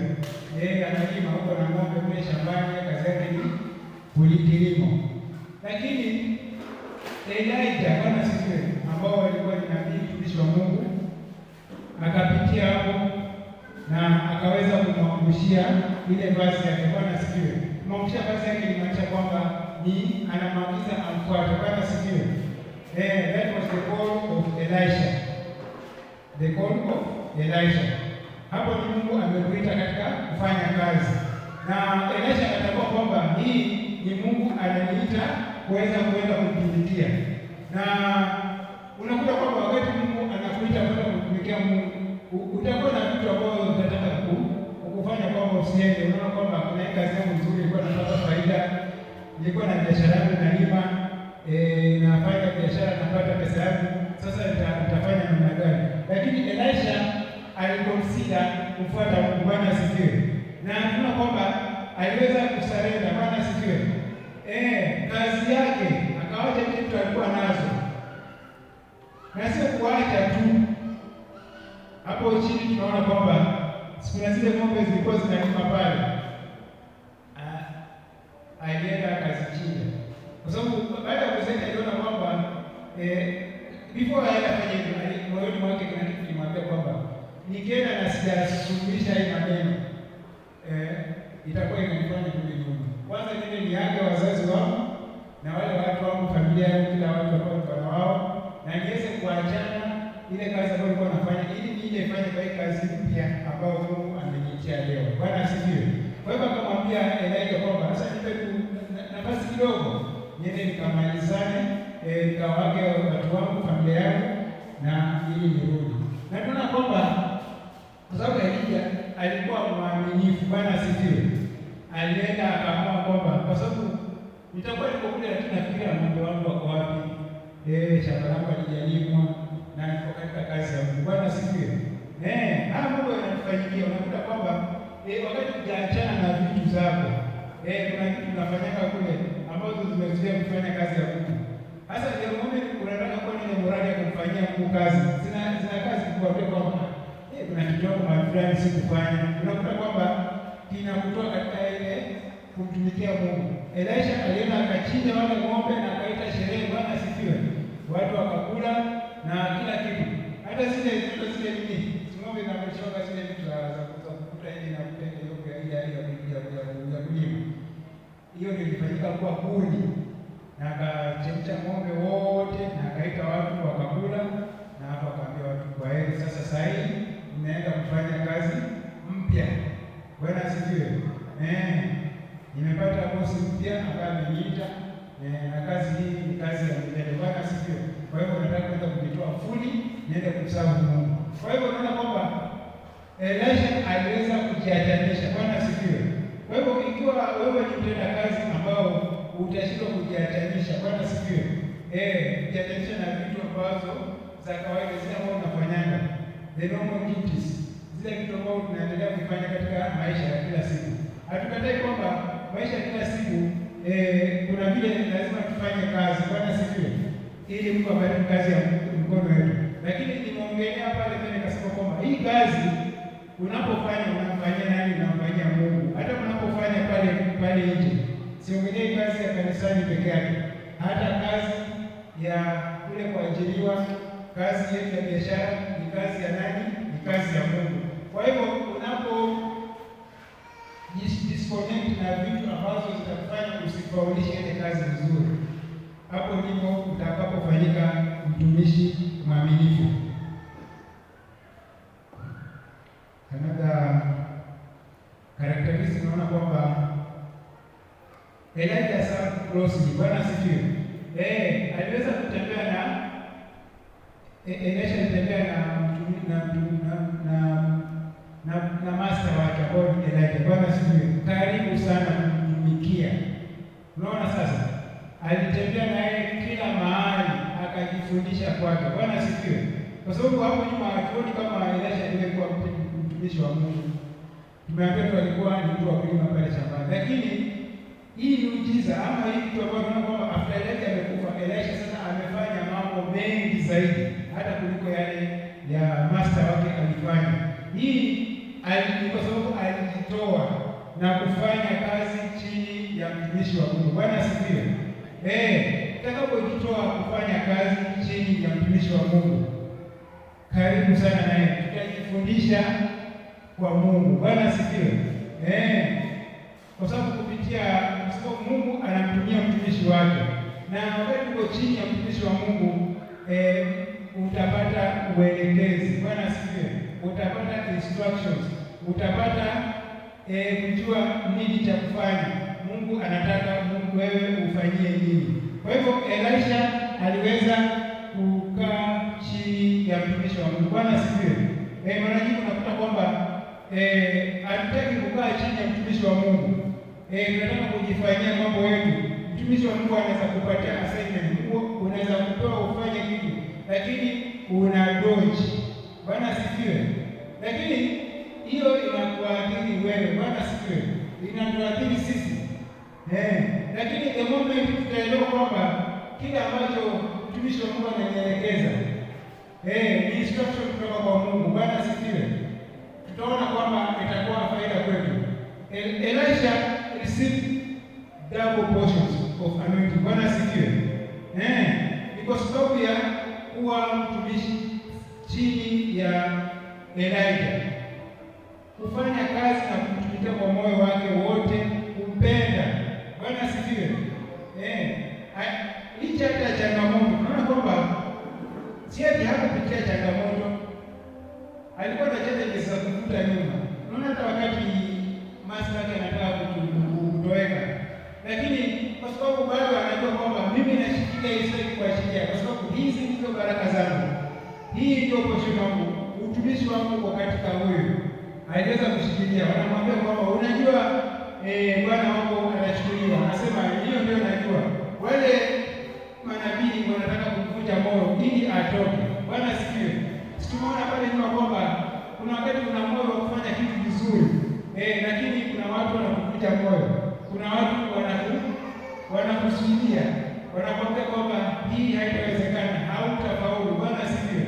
Kuna sauti zinakuongelesha hata ndani ya moyo wako, lakini Elijah ameonyesha mfano kwamba yeye ameweza kushinda hizi zote, na tuna kwamba ameweza kupokea the double anointing. Bwana asifiwe. Hakuna kitu ambacho sijasikia kwa Biblia kimetajwa kama kilitajwa kwa Elisha. Elisha wakati amekufa kwa kaburi, alikufa zamani, lakini mifupa yake iliweza kufufua mtu. Bwana asifiwe. Kuna mtu alikuwa amekufa, na kwa sababu watu walikuwa wamevunjika kwa mtu wao amekufa, lakini wakaweza kumweka tu kwenye kaburi ya Elisha. Bwana asifiwe. Huyo mtu aliweza kuamka. Bwana asifiwe. Na najaribu imani kwamba hata mtu alikufa, lakini bado anointing iko strong. Bwana asifiwe. The person of Elisha. Bwana asifiwe. Sasa hii iliwezekana kwa sababu alidedicate. Bwana asifiwe. 100% kwa Mungu. Bwana asifiwe. Alijitoa asilimia kwa Mungu, kumfanyia Mungu kazi. Na tunaona kwamba Mungu bado anafanya kazi naye hata kama hayuko ni absentia, lakini bado Mungu anamtumikia, anatumika kupitia yeye katika jina la Yesu. Na another characteristics of serving faithful ama a faithful servant, tunaona kwamba aliweza kupokea the double portion. Alichukua mando. Bwana asifiwe.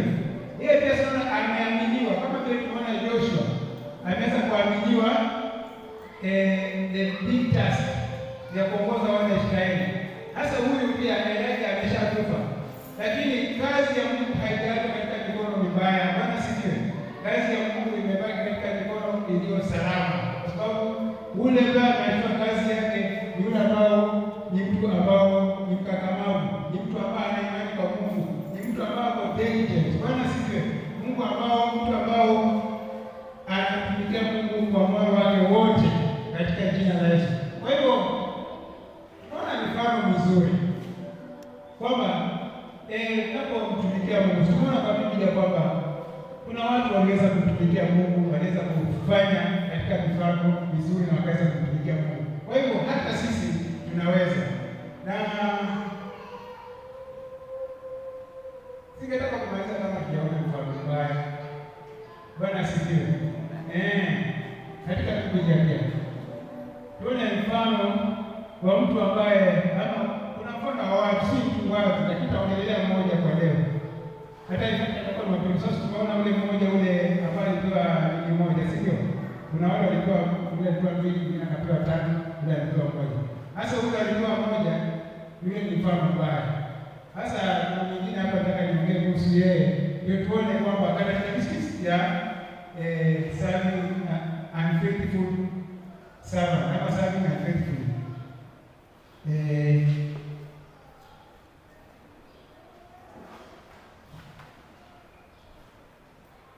Ndio tutasoma katika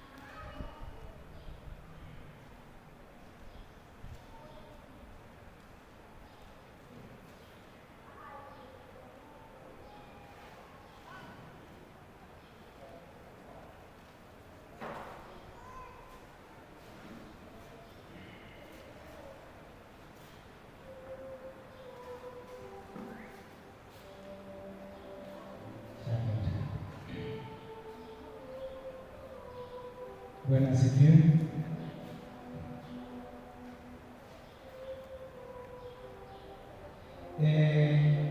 Nitasoma katika Wafalme wa Pili 5 mstari kuanzia mstari wa 20 inasema, lakini Gehazi mtumishi wa Elisha mtu wa Mungu akasema, tazama, bwana wangu umemwachilia huyo Naamani Mshami avipokee mkononi mwake vile vitu alivyovileta, kama mbio nipokee kitu kwake. Basi Gehazi ndarudia tena. Lakini Gehazi mtumishi wa Elisha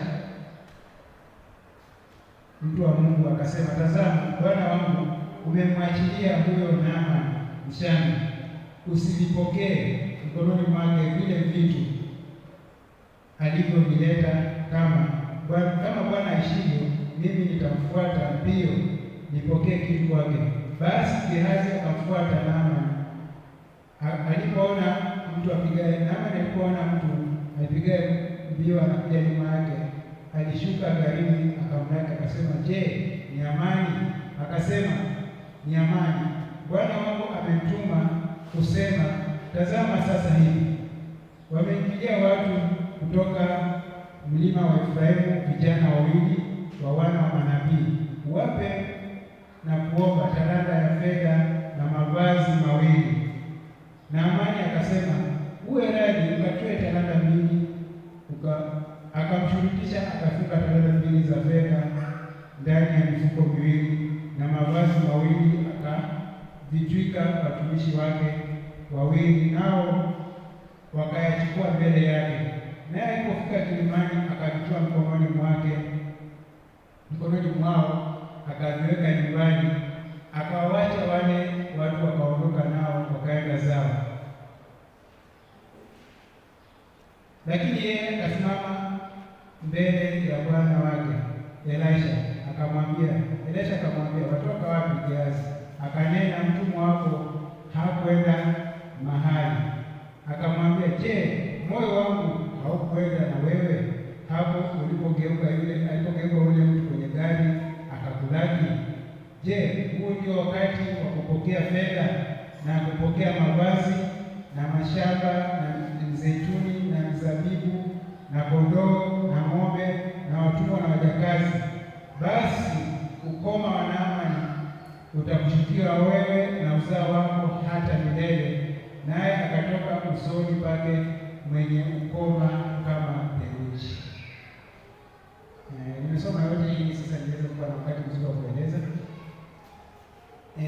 Tunaona kwamba Gehazi anaonyesha characteristics za mfano ya mtumishi ambaye si mwaminifu. Bwana asifiwe.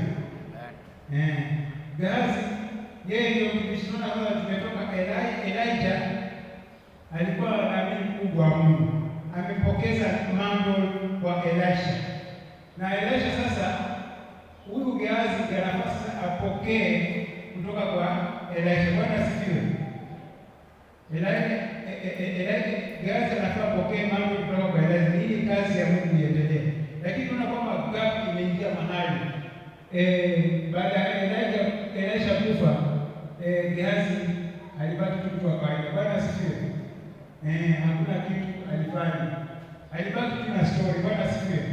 Kuna mahali unakuta anaongelea story ya ile mambo mtumishi wa Mungu akifanya, anasema Elisha alifanya hivi, Elisha alifanya kile, alifanya kile, anaelezea watu, lakini yeye hana jambo ambalo linaonyesha katika maisha mwake ambao kama mtendakazi mwaminifu ambao anaweza kuiga, ambao watu wanaweza kufuata, ambao anaweza elekeza watu kwa Mungu. Bwana asifiwe. Tunaona kwamba characteristics za Elisha ndani baada ya sababu Gehazi served against the will of God. Bwana asifiwe. Alitumika kando kinyume na mapenzi ya Mungu. Unapotumika chini ya mtumishi wa Mungu, anapopokea instruction kwa Mungu, anapokuelekeza, alafu na wewe unaenda unafanya visivyo, you are against the will of God. Bwana asifiwe. Sasa tunakuta kwamba mara nyingi tunajikuta kwamba hatufanyi vile tumepata instruction kwa Mungu, tunafanya vile tunaona kwamba ni vizuri, kumbe sio vizuri wakati huo. Gazi anaona kwamba ni vizuri kupokea sadaka ama zile dhabihu, zile gift. Unaona kwamba gift imeletwa mahali pale, lakini kumbe si wakati wa kupokea zile gift. Unaona sasa amefanya kinyume na mapenzi ya Mungu. Jambo lingine unaona kwamba ni mtu ambao kuna ile tamaa. Bwana asifiwe. Mtendakazi ambao anaongozwa na tamaa.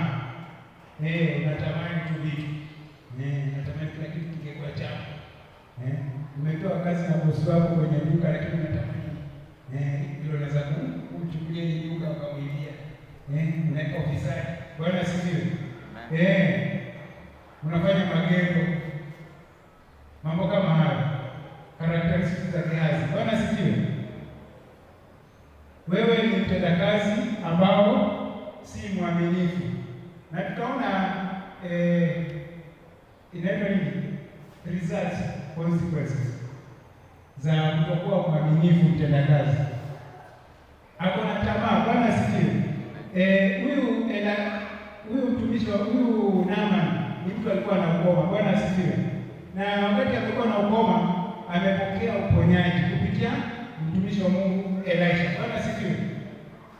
Amepokea uponyaji wa ukoma wake kupitia mtumishi wa Mungu Elisha. Sasa Elisha huyu Naaman amekuja na zawadi. Bwana asifiwe. Kuja kumbariki mtumishi wa Mungu. Kuna ile mambo unaona kwamba mtumishi wa Mungu aliniombea nikapona. Wacha nichukue kitu niende kwake niweze kumbariki. Sitaenda mikono mitupu. Naaman hakuwa na nia mbaya. Alikuwa na nia nzuri. Akakuja na zawadi kwa Elisha. Sasa Elisha akakataa zile vitu. Bwana asifiwe. Na tunaona kwamba sababu ya kukataa kwamba ilikuwa si mapenzi ama si kwa wakati wa kupokea sadaka. Bwana asifiwe. Kuna wakati wa kupokea vitu na kuna wakati si wakati wa kuchukua vitu. Lakini kwa sababu kuna mtu ambao anatamaa, mtu ni mlafi. Bwana asifiwe.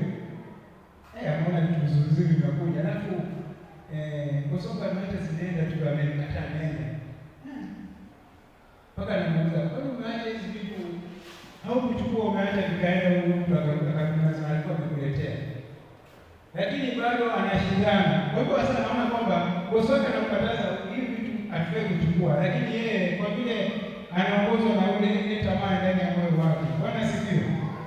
Ila kwa kwamba ukiwa na ile una tamaa itakuzuia kufanya mapenzi ya Mungu, itakuzuia kutenda kazi kwa uaminifu. Alikimbia huko mlango wa nyuma. Akimbia mbio akamfuata Naaman. Akamwambia kwamba nimetumwa. Bwana asifiwe. Another characteristic hiyo naongelea sasa. Uongo. Bwana asifiwe. Laita.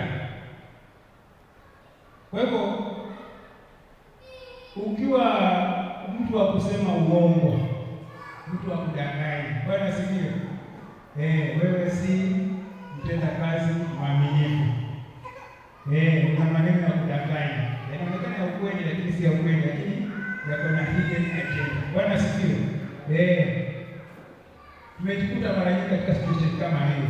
Mchana leo nimekuja kukuambia kwamba uongo itakufanya kwamba tuhesabike kuwa watenda kazi ambao si waaminifu. Sikia vile anapomwambia anapomwambia ule Naaman, tazama sasa hivi anasema Bwana wangu amenituma kusema neno la kwanza. Tazama sasa hivi wamenijia watu kutoka milimani. Sasa nasema kwamba kuna watu wamekuja kutoka kwa milima huko, wamemjia Elisha. Sasa ametuma kwamba wanasema uwape talanta ya fedha na mavazi mawili. Sasa wako wawili, sasa wapatie mavazi mawili na talanta ya fedha. Sasa Naaman anaona kwamba hii iko jeni. Bwana asifiwe. Kwa sababu hawa watu kama ni wahitaji, sio tunaona ni wahitaji, wamekuja mtumishi wa Mungu na wako na hitaji. Sisi tulikuwa tunaletea mtumishi wa Mungu na hakuchukua. lakini wale watu wakisaidika pia itakuwa ni vizuri. Akazipeana, na hata kupeana pia akachukua pia wafanyikazi wake Naamani wawili, wakamsindikiza wakaweka kwa gari, wakamsindikiza Gehazi. Bwana asifiwe. Wakamsindikiza Gehazi kuvipeleka hizo vitu. Bwana asifiwe. Kwa sababu huyu Gehazi ni muongo, ana tamaa na ana ulafi na kuna ajenda ambayo iko fiche. Bwana asifiwe. Kuna kitu anajitakia. Bwana asifiwe. Kuna kule kujitakia. Alipofika mahali, Bwana asifiwe, kwa sababu huyu bosi akampea damu. Bwana asifiwe. Yeye amekisha mmoja pia amechukua mbili. Akampea extra. Kwa sababu huyu Naamani anataka baraka. Bwana asifiwe. Anapeana kwa roho safi. Lakini yule ambaye anayopewa sasa hachukui kwa roho nzuri ama kwa nia njema. Anachukua vibaya. Sasa alipofika kule milimani akawanyang'anya wale wafanyikazi. Bwana asifiwe. Akawanyang'anya zile vitu ambao wamepewa na akawafukuza wale wafanyikazi wa Naamani. Sio ndio wamepewa kusindikiza wamfanyie kumsaidia sisi tulikuwa hayaweza kuweka peke yake. Akawafukuza wakaenda zao. Kitu alichofanya akavichukua zile vitu akapeleka ndani ya nyumba. Bwana asifiwe. Je, amepeleka kwa wale ambao alikusudia kuwapeleka ama hakuwapelekea? Hakuwapelekea. Sasa hii ni characteristics ya mtenda kazi ambaye si mwaminifu. Bwana asifiwe. Ombi langu mchana leo kwamba isiwe ndani mwetu tuwe na uongo, tamaa, kujitakia, kutaka kudhulumu. Bwana asifiwe. Na pia tunadhulumu kupitia mtumishi wa Mungu. Wale wanatumia jina la mtumishi wa Mungu. Pastor ametuma nipewe hii speaker. Pastor ametuma nipewe hii kiti. Kuna sherehe hapo nao mahali kumbe haja kutuma. Bwana asifiwe. Sasa mambo kama haya, wewe si mtenda kazi mwaminifu. Sasa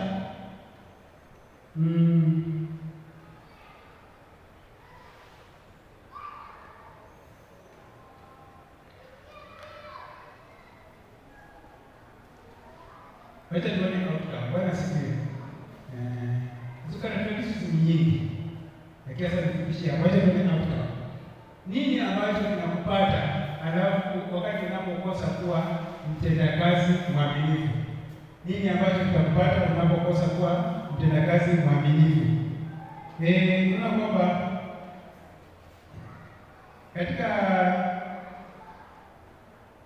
hiyo verse 27 inasema, basi ukoma wa Naamani utakushika wewe na uzao wako hata milele, naye akatoka usoni mwake mwenye ukoma hata theluthi, kama theluthi. Bwana asifiwe. Sasa unaona ile kasi. Bwana asifiwe. Mungu atatuma laana yake kwako. Bwana asifiwe. Hilo ni jambo la kwanza. Unapokuwa mtendakazi ambaye si mwaminifu, una attract laana kwa Mungu. Na tunaona kwamba Gehazi ile ukoma ambao ilikuwa ni wanama niweza kumrudia kwa sababu ameonyesha characteristics za mtendakazi ambaye si mwaminifu. Kwa hivyo Mungu anaweza kupeana kwa kutumana ukoma ukaweza kumwataka, na si yeye. Bwana asifiwe. Biblia inasema kwamba wewe na uzao wako. Hapo mbele ilikuwa inasema kwamba je, unapotumikia Mungu unategemea kwamba your service ile utendaji kazi wako utakuwa na baraka katika vizazi vyako? Sasa tunaona kwamba kumbe utendakazi ambazo si uaminifu unaleta laana kwako wewe na kwa watoto wako na kwa watoto wa watoto wako. Bwana asifiwe. Kwa hivyo utafanya vizazi vyako wasafa ama waumie, wapate laana ile ambayo wewe umesababisha kwa sababu umekosa kuwa mtenda kazi mwaminifu. Bwana asifiwe.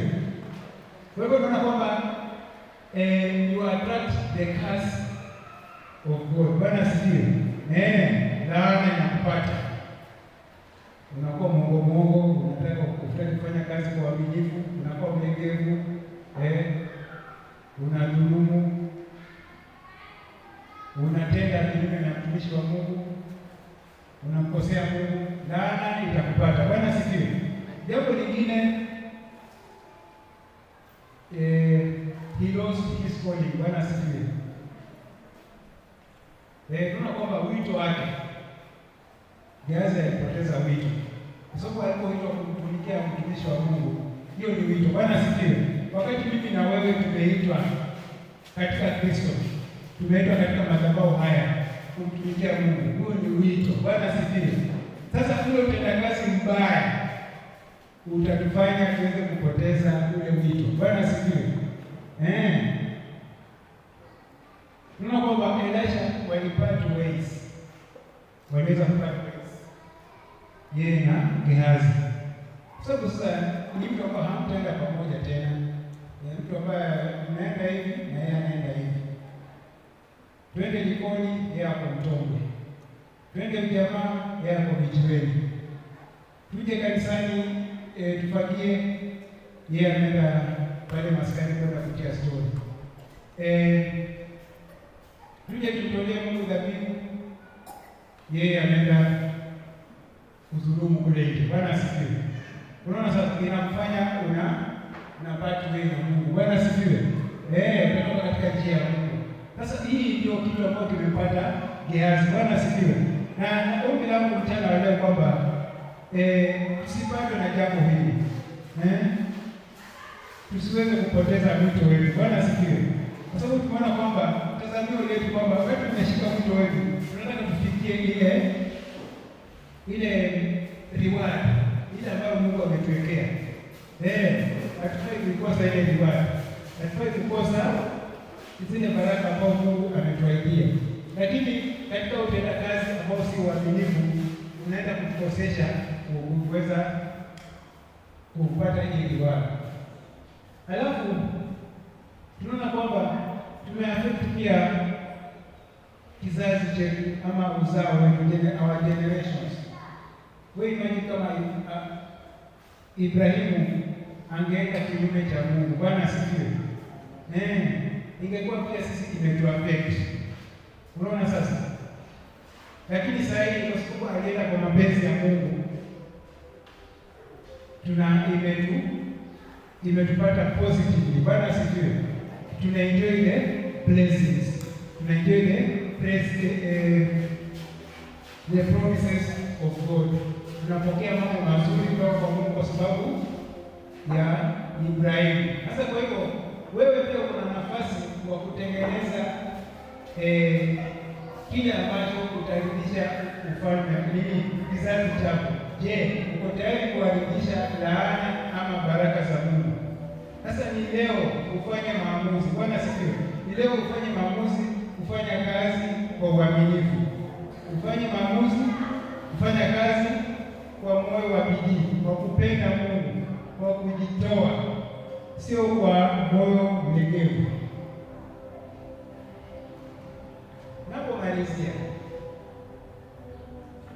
Napomalizia, tumeona example nzuri za watu ambao nimewataja katika Biblia.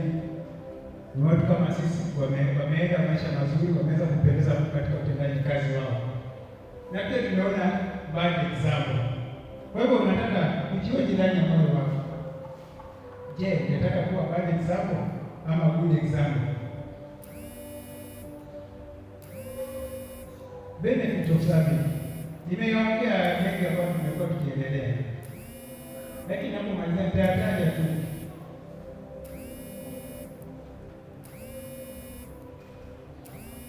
Tunaona kwamba sitasoma katika Exodus 23:25. Tunaona kwamba we serve the Lord and he will bless you. Bwana asifiwe. Tunaona kwamba wakati tunapomtumikia Mungu atakubariki. Ukisoma pale kuna vitu ambavyo tunahitaji hapa hali. He will bless our food. God will bless our water. God will take away our sicknesses. Bwana asifiwe. Haya ni mambo mazuri tunatamani. Bwana asifiwe. Jamani, kuna mtu anatamani kuishi na njaa ama kukaa na njaa. Kuna mtu anatamani kuwa na ukame, ukose maji, mambo yaende vizuri, yaende vibaya. Tunaona vile watu wanatokewa katika zile nchi ama katika sehemu zenye ziko kame, hakuna chakula, hakuna njaa. Unaona sasa? Ni nani angetamani kuwa hivyo?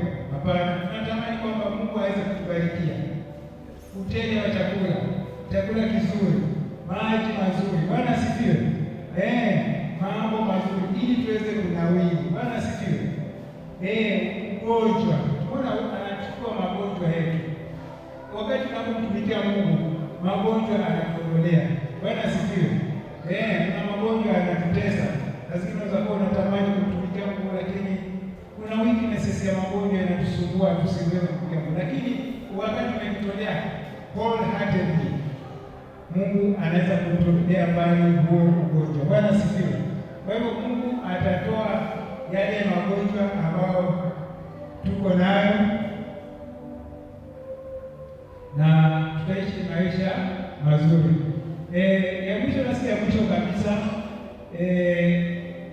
katika kitabu cha John 12:26 sitasoma, inasema kwamba paraphrase, my servants will be with me where I am. Bwana asifiwe. Haya ni maneno ya Yesu. Haya ni maneno ya Yesu kwamba mahali Yesu atakuwepo hata sisi tutakuwepo. Yesu yuko wapi? Bwana asifiwe. Tungetamani kuwa mahali pamoja, mahali yuko. Basi tuweze kuwa watenda kazi waaminifu. Tutakaa pamoja na Yesu, tutaishi pamoja na Yesu. Hiyo ingine ni kwamba Mungu atatuheshimu. Bwana asifiwe. Iko hapo kwamba wakati unapomtumikia Mungu, Mungu anakuheshimisha. Bwana asifiwe. Anakuheshimisha kwa watu, unapata kibali, unaheshimika wewe mwenyewe. Bwana asifiwe. Nani hangependa heshima? Sisi wote tunapenda tuweze kuheshimiwa, kuheshimika, kuwa address watu wazuri, kuwa watu ambao wanaelezeka kuwa watu kwa mfano mzuri. Lakini hii inafanyika kwa sababu ya nini? Service to God. Bwana asifiwe. Faithful serving. Faithful serving. Kwa hivyo kinyume cha heshima tunaona kwamba utadharauliwa. Bwana asifiwe. Na Mungu akikudharaulisha, tunaeleza hapa ni Mungu, si hata ni mwanadamu mwenzako. Mungu ndiye anakuheshimisha hapa. Inaweza kuwa mimi ninaheshimisha Karaza inaweza kuwa heshima, inaweza kuwa ndogo, lakini sasa ni Mungu amemheshimisha. Sasa imagine itakuwaje? Unaweza kuleta na mkuu wa nchi kama president wa Kenya aje tu hapa na aweze kutambua mtu. Nasema kwanza leo nimemtambua kama mtenda kazi nzuri. Unajua atatrend. Bwana asifiwe. Tutamheshimu. Kila mmoja anataka kutanishwa na yeye. Atapata kile kibali ambacho nimeongelea. Kwa hivyo hili ndio tamanio letu sisi wote ambao tuliitwa katika jina la Bwana, kwamba tuweze kuheshimishwa. Kwa hivyo nataka uwe na maombi ndani ya moyo wako. Naamini kwamba ujumbe huu, si nimekwambia nilipoanza nilitamani kubadilisha huu ujumbe, lakini ikakuwa bado unasisitizwa hapo. Bwana asifiwe. Lakini kumbe ilikuwa ni ujumbe wangu na ni ujumbe wako. Bwana asifiwe. Naamini kwamba Mungu amenena pamoja na maisha yetu, na tuko na jambo la kumwambia Mungu. Bwana asifiwe. Tuko na sehemu ya kutubu mbele za Mungu. Tumekuwa walegevu.